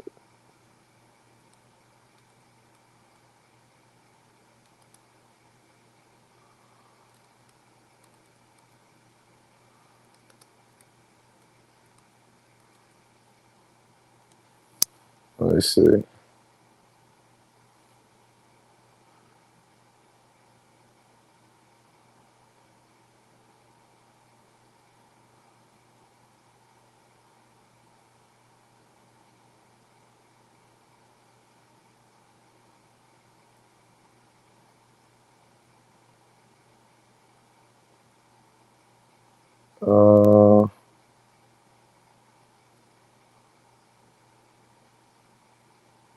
Let's see.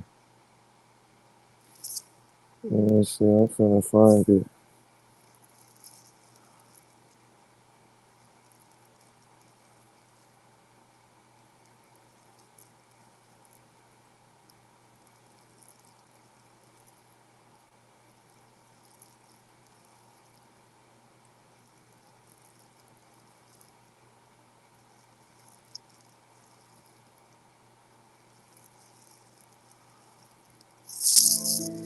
You see a lot when you're the firstborn.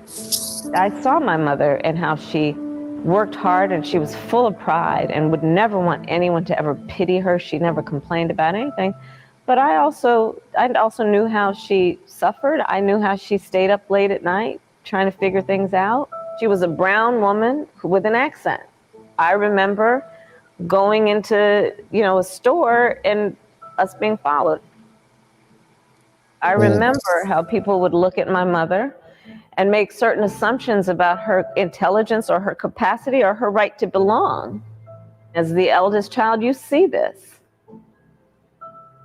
My mother was very well aware that she was raising two Black girls to be two Black women. And Excuse the hell out of me. How the fuck did your mama do that exactly? she did that instilling in us pride in our culture and cultures, always knowing that we would face all kinds of obstacles, but she never let So exactly how is she instilling in you anything outside of Indian culture? us believe that anything could get in the way of our dreams or pursuits. My sister Maya is 2.5 years younger than me. So at the age of 2.5, I was told, look after your sister. And it is something that is very much a part of just who I am, which is that look after those who need your support or need your help. And that has been what has motivated me to do the work I've done, to look after and protect people.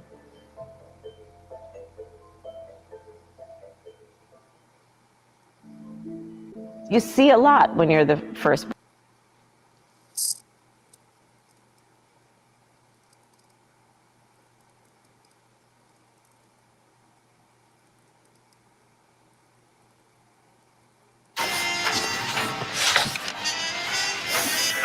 Get a quote at lemonade.com. Cox Business is here to set you up with tech solutions that adapt to your business needs, like reliable. Today, I'm going to show you the family tree of Kamala Harris, a prominent U.S. politician from a mixed race family. I'll also be talking about the terms race and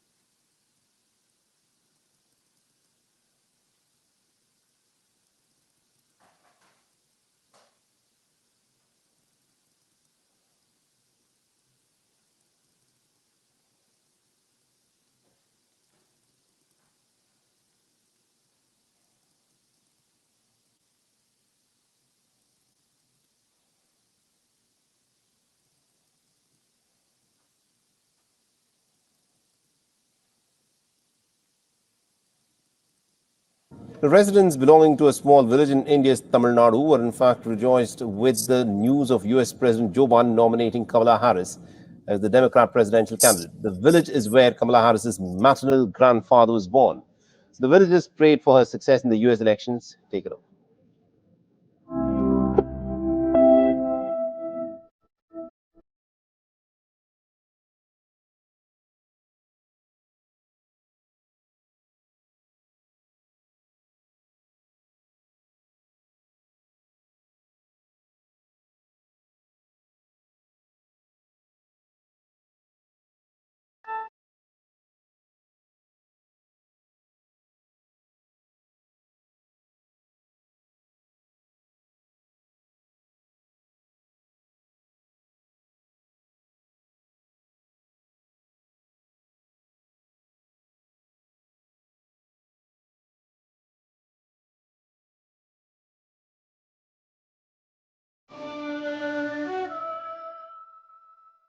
For all the latest news, download the WION app and subscribe to our YouTube channel. Residents belonging to a small village in India's Tamil Nadu.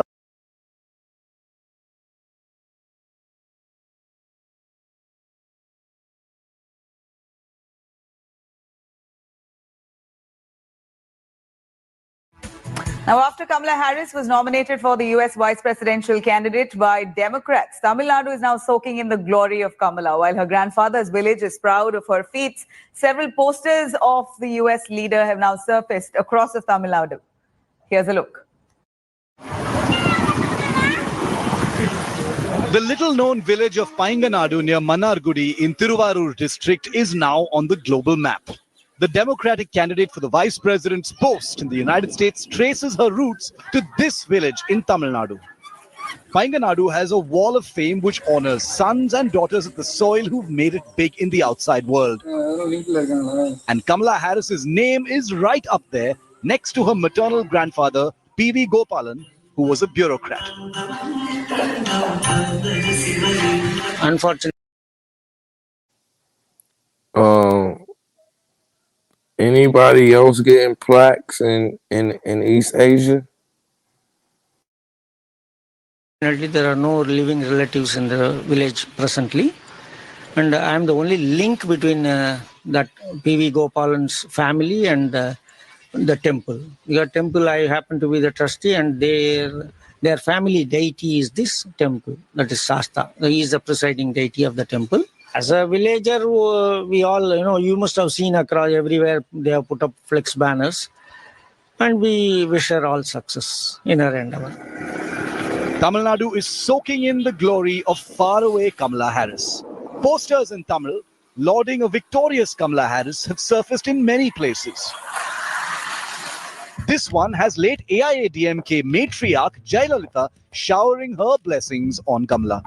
An image tweeted by Kamala's niece Meena Harris showcasing how Tamil Nadu loved the daughter separated by oceans and continents went instantly viral. Kamala Harris is often spoken about her Indian roots, her trips to Tamil Nadu, the walks on the beach with her grandfather, and the soft idlis she relished as a child with mother Shamla Gopalan.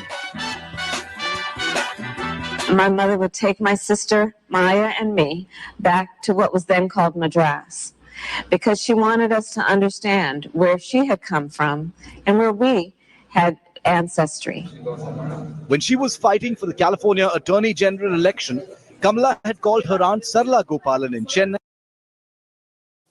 Because she was teaching you your Indian roots. She raised 2 Indian women, East Indian women. Like I don't know why we playing these games right now. She raised 2 East Indian women.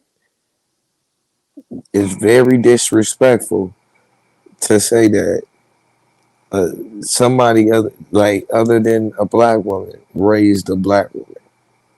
That's very, very crazy.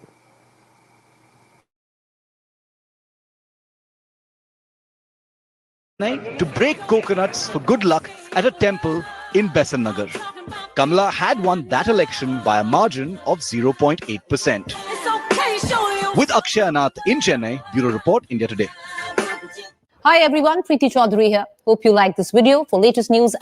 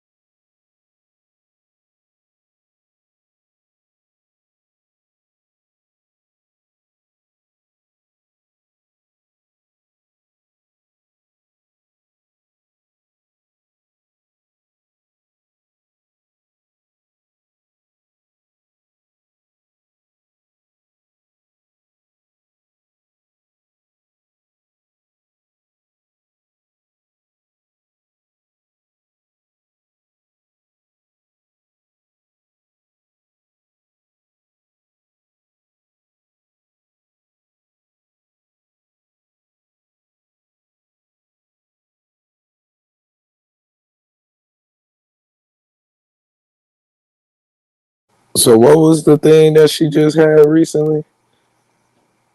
Where she got people twerking at the rally? What was that?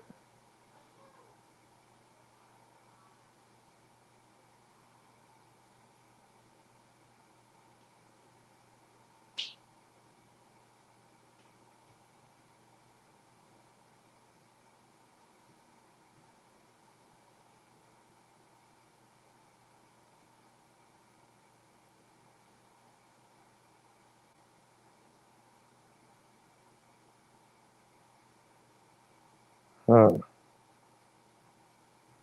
Let's see.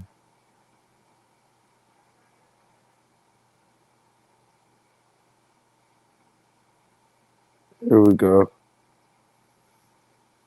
Oh wow, they brought Anton. Man, hell no. Your antics make me bored cause I want to say hello.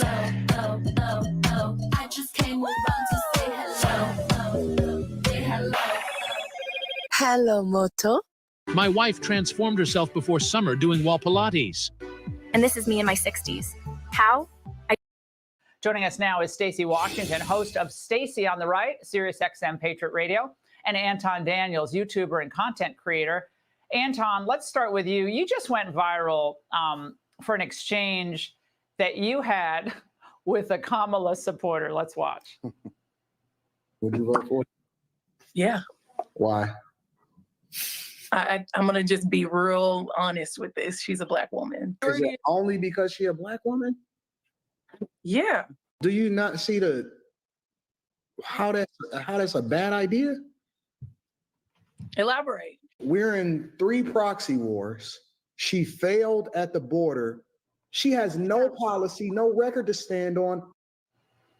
Okay, Anton, first of all, I think I forwarded that to 20 of my friends. That was such an awesome takedown. But tell us about that, because I saw some of the other participants like nervously drinking their Coke or whatever they were drinking. But tell us about your interactions with people who happen to be African American who instinctively seem to go for Kamala because it's the right thing to do. Absolutely. I think it's unfortunate because the majority of my interactions is me being looked at as the bad guy, because ultimately they think that I'm supposed to be on code, even though I know and they know that it's not in our best interest, in my family's best interest, in the country's best interest. Hey yo, man.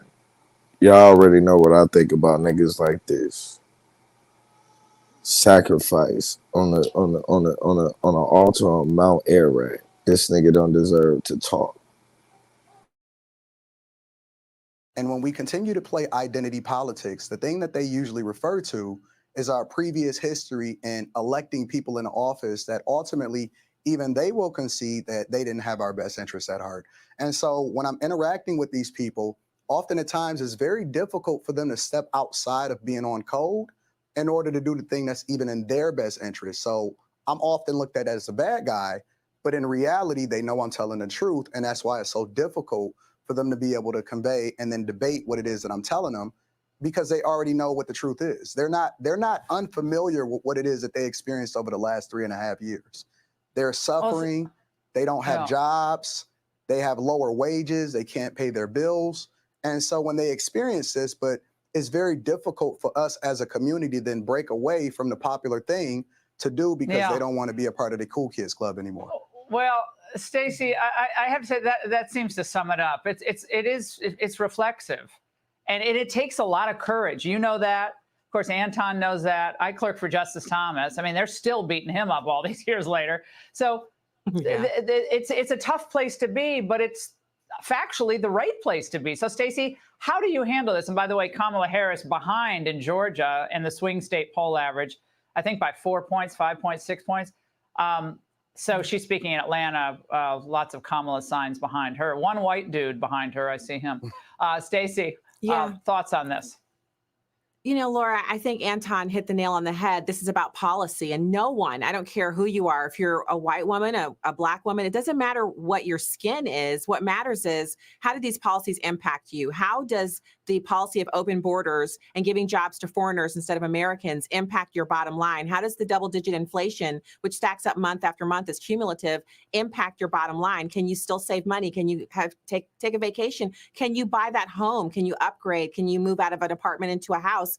These are very real impacts. Anton described them well. And I think when I find people that only want me to address my life as if I get up every morning and say, what am I going to do today because I'm Black? They don't understand me. I'm a human being. I'm a mom. I'm a wife. I'm just somebody's mom on the radio. I'm just somebody's mom on Laura Ingraham tonight for the first time. Thank you. But I'm sitting here listening to Anton. He makes sense. And what makes sense to me is what the policy is, Well, okay, these are facts, okay? And into the image making of Kamala, even the New York Times today, and forgive me for not having the direct quote, but the New York Times today had to write a piece about Kamala's biographical transformation. And there was a piece about how her father, who's of Jamaican descent, he was a Marxist economist at Stanford, socialist Marxist economist at Stanford. He's still alive. Very controversial, but he's a tenured professor at Stanford University. That she never really talked much about him, that he's kind of a footnote in her biography. But then she leans into it, Anton, and President Trump spoke about this with me. She leans into it, I guess, for her political benefit. Absolutely. And I think that identity politics is the play.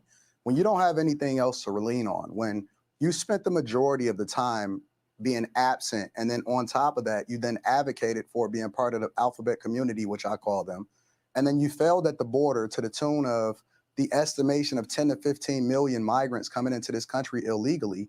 What else do you have to stand on? So then you start to lean on the thing that even Black people, honestly, when I'm having these conversations, Black people don't even consider her a part of the cool kids club, but they have to lean on it in order to have something to even be able to hold on to, instead of just saying, hey, listen, Trump is the best candidate. They want to say that I want to be a part of the Democratic Party. So they figure out a way to validate themselves to be a part of this movement, which is not even best for them. It's silly. Stacey, a friend of mine who went to law school with me, just messaged me. We were told from the beginning that they couldn't argue the issues. And they know that Trump is better on the economy, better on defending our interests, better on the border, stopping illegal immigration. He won't drag us into war. So all they do is revert back to the childish games as we saw with the white dudes for Kamala. I mean, how pathetic is that? It's almost like it's I thought actually a conservative must have made that. I thought that whole Zoom was created by a conservative because it was so repulsive, but it was so funny. I think in one of the people speaking, I think a lot of the mail-in ballots were hidden. But it's a very strange. They think that helps them.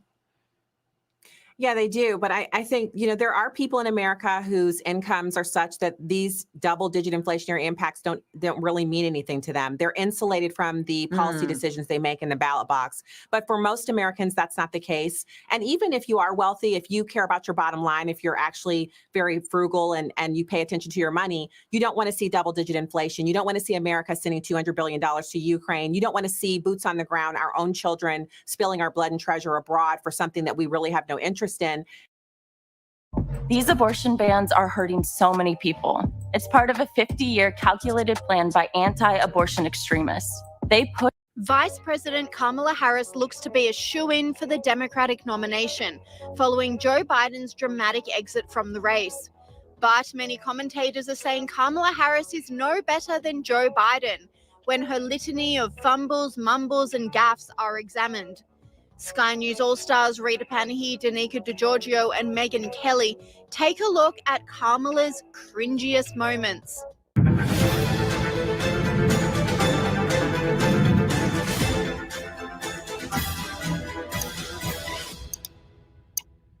Kamala Harris may well be an election away from being the leader of the free world. But instead of knuckling down and getting serious, the Veep is as cringy as ever. It is so good to hear our president's voice. Joe, I know you're still on the call, and we've been talking every day. You guys heard it from Doug's voice. We love Joe and Jill. We really do. They truly are like family to us. And we do everybody here to us. It's mutual. I knew you were still there. You're not going anywhere, Joe. I'm watching you, kid. I'm watching you, kid. I love you. I love you, Joe. Hey, yo, man, what we doing right now? Is she is she trying to like conjure up a tear and shit and have an emotional moment? This is horrible.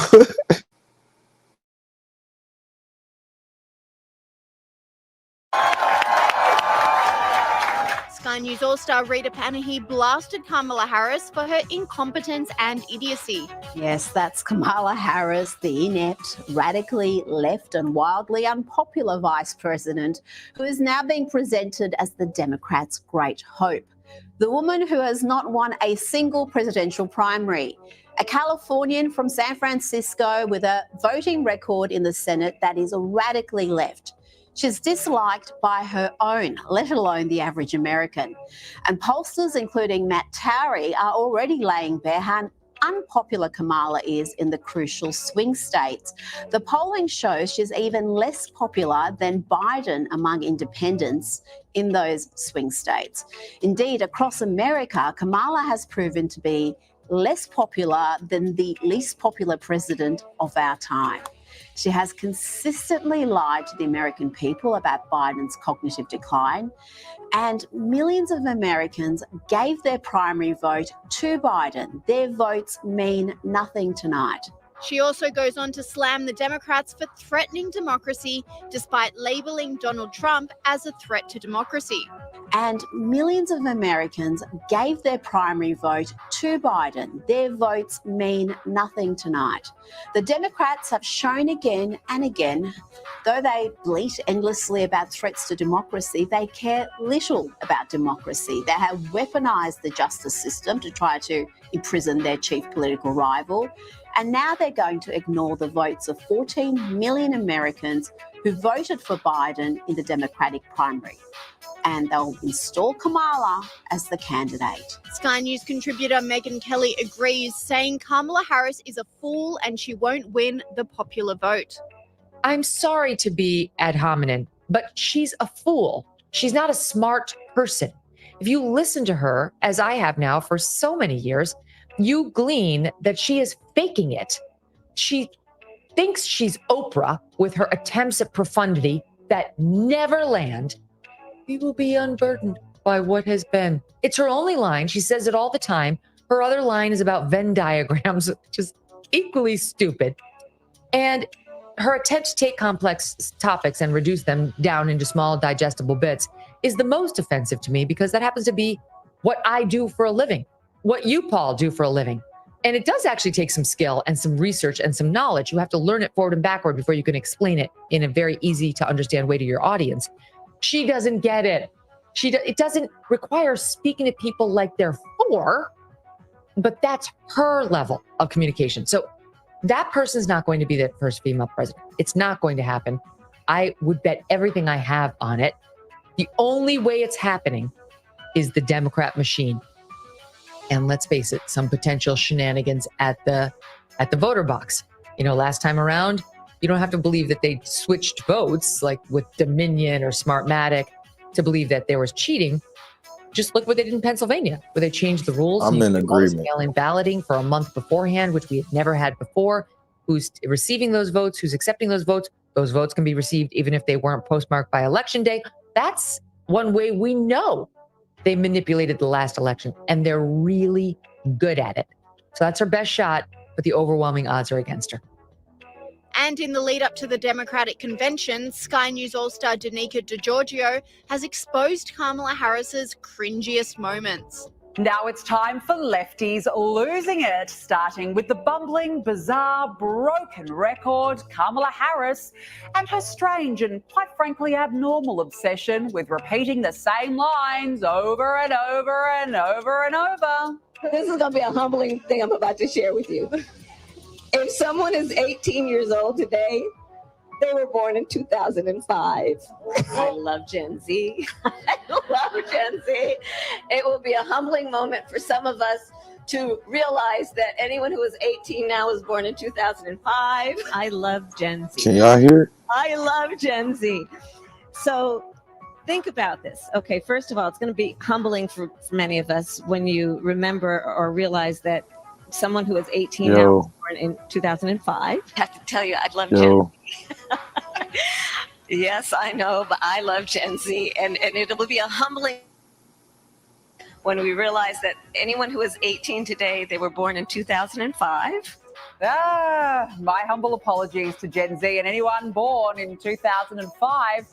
And even more apologies to Americans who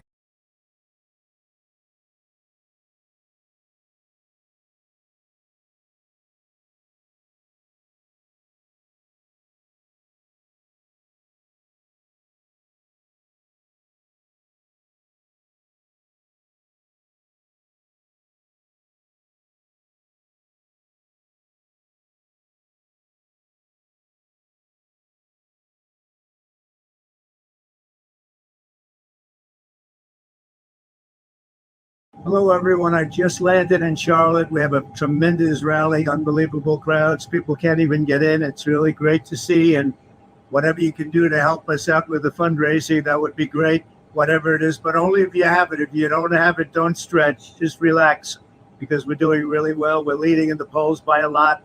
We're leading with about everything, including the money. So don't stretch. But if you can, we got to win this thing. If we don't win it, we have no country left. On Sunday, VP Kamala Harris interrupted the BET Awards with a pretty cringeworthy cameo that looked like it was an appeal to young voters, but I think turned them off more than on. No, Taraji. Now, you know I wouldn't do that, especially not to a fellow bison. The real HU? You know. In a 2-minute segment, which included a fake FaceTime call with host Taraji P. Henson, Kamala Harris kind of flung around slang and seemed to try to be cool and with it in a way that felt super unnatural and had a lot of people on Twitter criticizing her and calling her out for kind of pandering to younger voters. I know you've been traveling across the country. What are you hearing? Yeah, girl, I'm out here in these streets. And let me tell you, you're right, Taraji. In the segment, she said, "Girl, I'm out here on the streets," in a reference to the campaign trail, and also referenced Kendrick Lamar in a pretty strained lyrical drop in the middle of it. These extremists, as they say, they're not like us. No, they not. And I think that more than anything, it seemed a little bit awkward and an attempt to reach young voters who've really been turned off by a campaign that seems to be marked by old age and concerns about Biden's candidacy. Young voters consistently say that that's their biggest issue with the current Democratic ticket. I don't think rolling out the VP and attempting to seem hip is really the answer to a campaign that's just been crippled by a lot of senior moments, especially in this last debate, which was a pretty bad show on Biden's part. Consistently, we've seen over the course of his presidency that he's hemorrhaging young voters. And I think it's pretty clear what the campaign strategy is here, to get out there to drop references to Kendrick Lamar, to try to say, oh, well, just don't look at Biden, but here's Kamala and she's relatively young and with it. But I think more than anything, it seemed to be pretty pandering, speaking down to the audience, seemed forced and totally unnatural. And pretty much all the discourse on Twitter and on TikTok and on social media afterwards seemed to agree.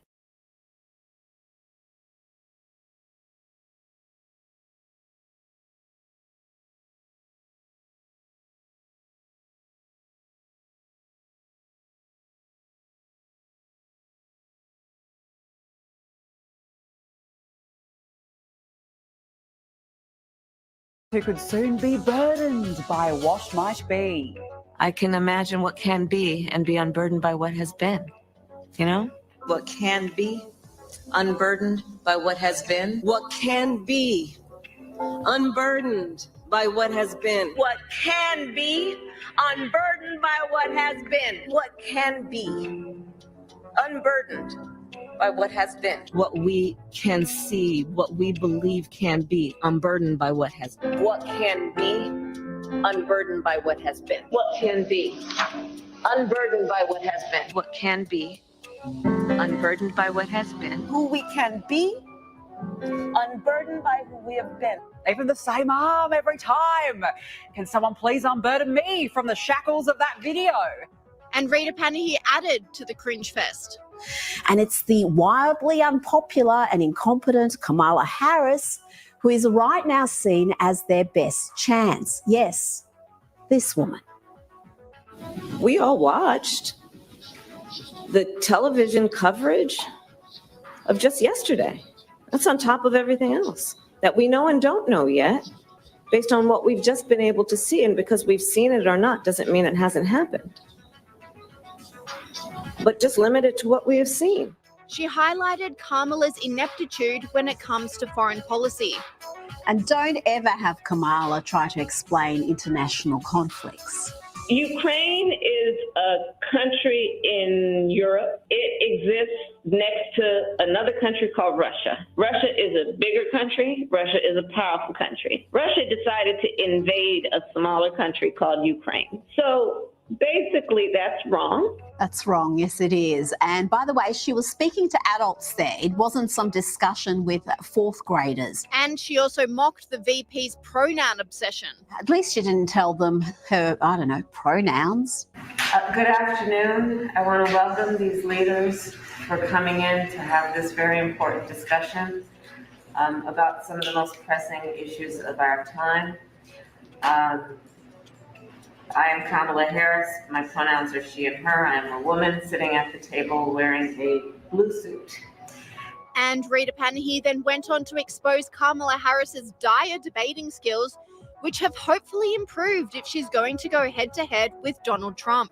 And if you're wondering why she's never won a presidential primary, well, here's a reminder. Vice President have a point there? Some things you can, many things you can't. Let's let the senator answer.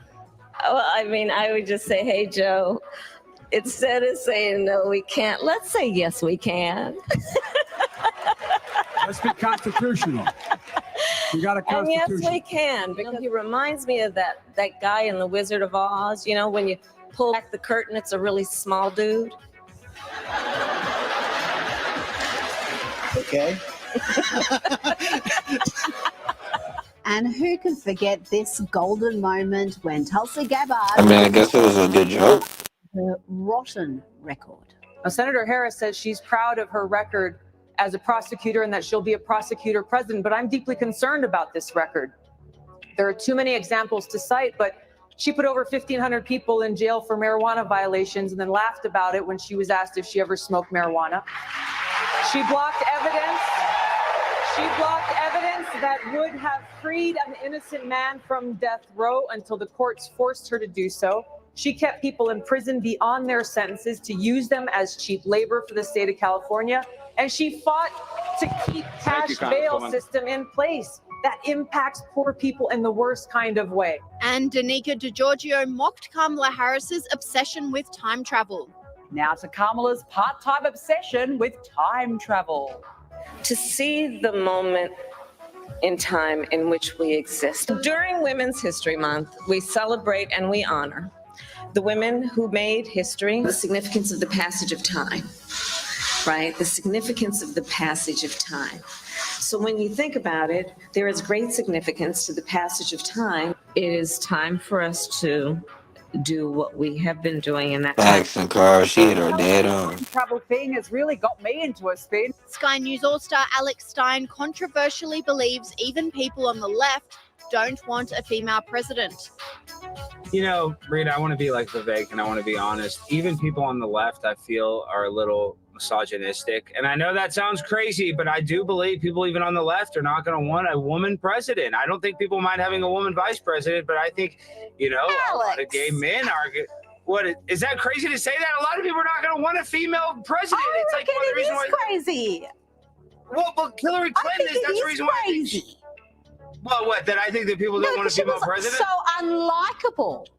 Yeah, I think if they put up a female who was actually accomplished and likable and electable, she would have won. But they put up Hillary and now they've got Kamala. It's like they're determined to make the female presidential candidates fail. Well, they have to kind of cheat, you know. She's going to be the president by default because of all of Joe Biden's work. Listen, you're right. If a woman was capable, she could be president. Pakistan's elected a woman. They elected a woman decades ago in the UK as leader. I'm sure Americans are ready, but for the right woman. They're not just going to vote for anybody. But despite Kamala's cringe antics, one poll has bucked the trend and is showing promising signs for the VP. But Republican strategist John Jordan says this is just an outlier. Well, Kamala Harris, she's only been campaigning for 24 hours now, at least officially, for president. And already a Reuters Ipsos poll has her in front of Donald Trump. Joining us live now is the Republican strategist John Jordan. John, good to see you. Thanks for your time this morning. So with RFK Jr.'s votes, that gap potentially extends. Now, long way to go. And the Dems are getting a sugar hit at the moment, but are you worried about it? No, let's look at there's 5 other polls that are also taken in the last week, and the other 5 all showed Trump with a 2 to 6 point advantage. This is the only one in the last week which shows an advantage for Kamala Harris. And Reuters Ipsos has historically not been very accurate predictively. So it's getting a lot of attention in the media. But if you look at realclearpolitics.com, which is a compendium of all of polls, you'll see that this is an outlier. She has broken a fundraising record already, though. You've got in excess of $100 million in just a day. At the very least, you've got a fart on your hands now that you don't have Biden as an opponent, right?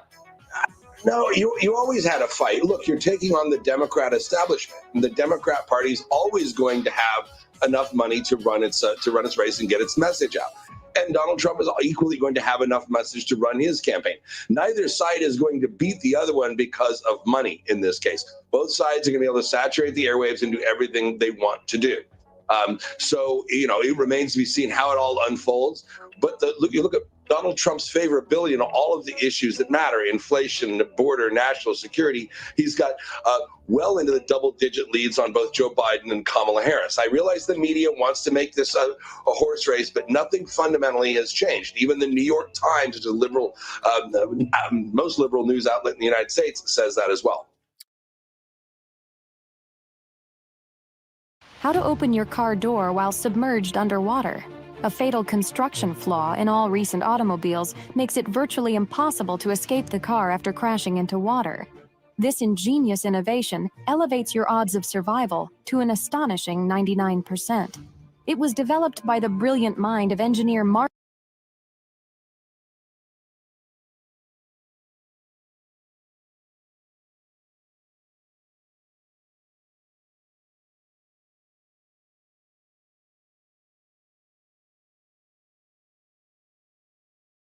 And I guess the White House liked it so much, they decided to use it in an ad. So what's on your mind? Oh, Madam VP Harris, I'm worried about the election. Women's reproductive rights are on the line. Our Supreme Court is on the line. Our basic freedoms are being tested, Madam VP. I know you've been traveling across the country. What are you hearing? Yeah, girl, I'm out here in these streets. And let me tell you, you're right, Taraji. There is so much at stake in this moment. The majority of us believe in freedom and equality. But these extremists, as they say, they're not like us. They not. There's a full-on attack on our fundamental freedoms. The freedom to vote. Yep. The freedom to love who you love. The freedom to be safe from gun violence. The freedom for a woman to make decisions about her own body, not having her government tell her what to do. That was, as the kids would say, cringe. And I guess the White House liked it so much, they decided to use it.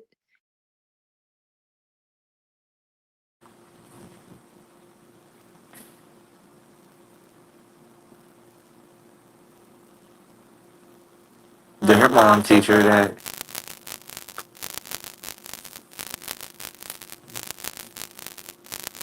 It don't sound like nobody I know.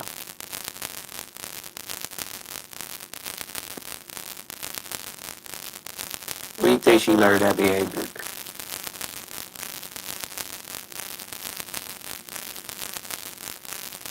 She claims she was listening to Snoop Dogg and Dr. Dre in '88.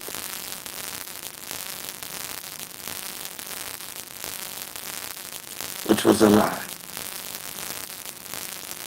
She She didn't listen to no Snoop Dogg and Dr. Dre.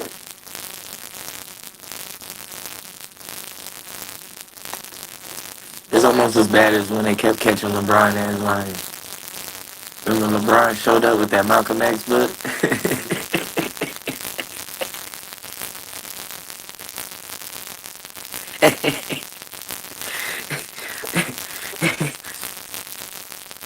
And nigga LeBron showed up to an interview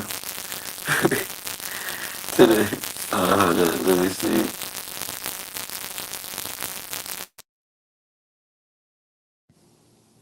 There it goes. Should be good. The nigga LeBron didn't get the man showed up to the interview, to the post game show or the pre-game interview or whatever with a Malcolm X book. They like, oh man, did you read that? He like, yeah, man, great book, man. They like, what do you like the most about it? That nigga said, it's so much. Dude, the interviewer started pressing him. It's like, he started pressing him. He was like, what specifically though about Malcolm X? He's like, oh man, there's so many quotes from Malcolm X, bro. I can't give you what you want me to give you. What? He like, yeah. He said, I can't give you just one, man. There's a lot out there, bro. I'd be singling. Like, bro, you would just hold the book, man. You ain't reading that book. Quit playing game. That shit was funny as hell. And it was holding that much. I don't think I seen LeBron carry a book to an interview, to a damn post game show since.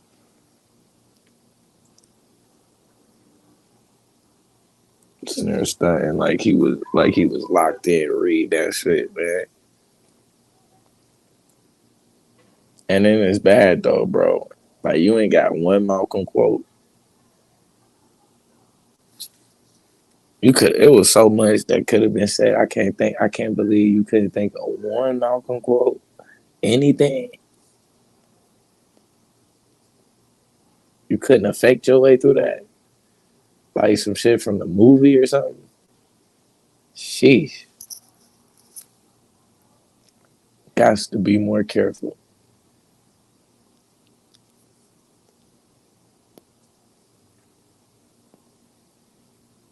I think that's it, man. I gave y'all 10 hours today. Over 10 hours. We were overtime. We were overtime today. But I seen the conversation. I felt like that was something we need to tap in on. If anything. But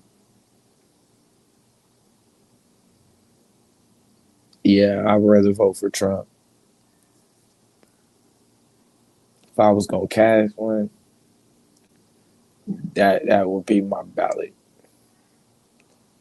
Now, if I was a betting man, that's also where my money would lie. I don't even think this shit is close anymore, man. I think it's over with. I think we can call it. He tried it. They tried it, and they tried to rejuvenate the race, add a little energy to it, make it exciting. But it's really not. This shit is a slaughter. And if the polls say anything else, they faked it. I'm just gonna be 100. I'm gonna be on that dumbass conspiracy train with him, for real.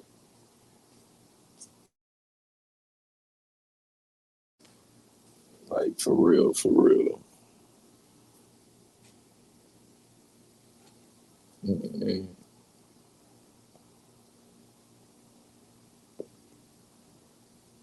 So, dog, I don't want to be that guy. I don't want to be the next dude on Fox News. But I'm just gonna tell you right now, I might go conservative blue if he lose. Cause I know it was some funny shit. I don't know about the last race, I ain't talking about that. What happened with the funny business on that? It could have been, could not have been. I don't know. I don't care. But this one right here, this is a body bag. He righteously already caught 2 bodies.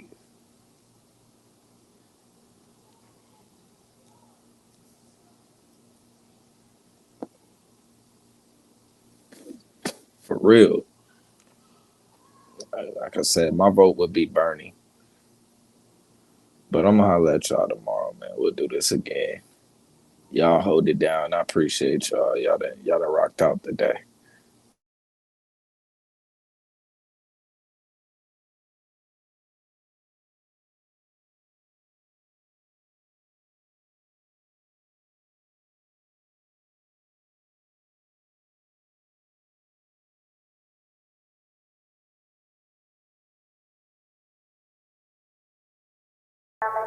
Just know that everything behind me soon to pass away. Ballin' on our own island, no castaway. I was trying to learn the craft, I can't masquerade. Every time we make magic, yeah, gotta have the cake. They say the flowers in May spring from the showers in April. Burning sage by the pound, all over Christmas is labeled. Try to line your re with meditation you able, and you might get a read. Tarot cards on the table, and she better have her altar in her living room. Rarely ever lighting candles cause she in the mood. Not to mention love spells she was sending through. Jump a petition too old soon if you feeling blue. It feels strange to find a guide on the voyage. No, you ain't the same, I can feel it in your aura. Came on point like the horns of a Taurus. Say you won't change, better take that thing to oil. Have to think the constellations for the day they made you. Shit, ever since a minor, I've been playing major. Call me Private Ryan, I was trying to save you. See the stars is all the line and they designing greatness. So why be racing when we only chasing soul ties? You finna be the centerpiece of my soul tribe. No twin flame soulmates from an old life. So I'm thinking Maurice and you know why. That girl blind, that girl blind. You don't wanna feel a black girl, right? You don't wanna make a black girl mine, but they always want with the black girl. I ain't talking about no rabbit in a hat trick. I say how it happened, this black girl. I ain't talking about no rabbit in a hat trick. I say how it happened, this black girl. And she gotta have an altar in her living room. Really never lighting candles cause she ain't a fool.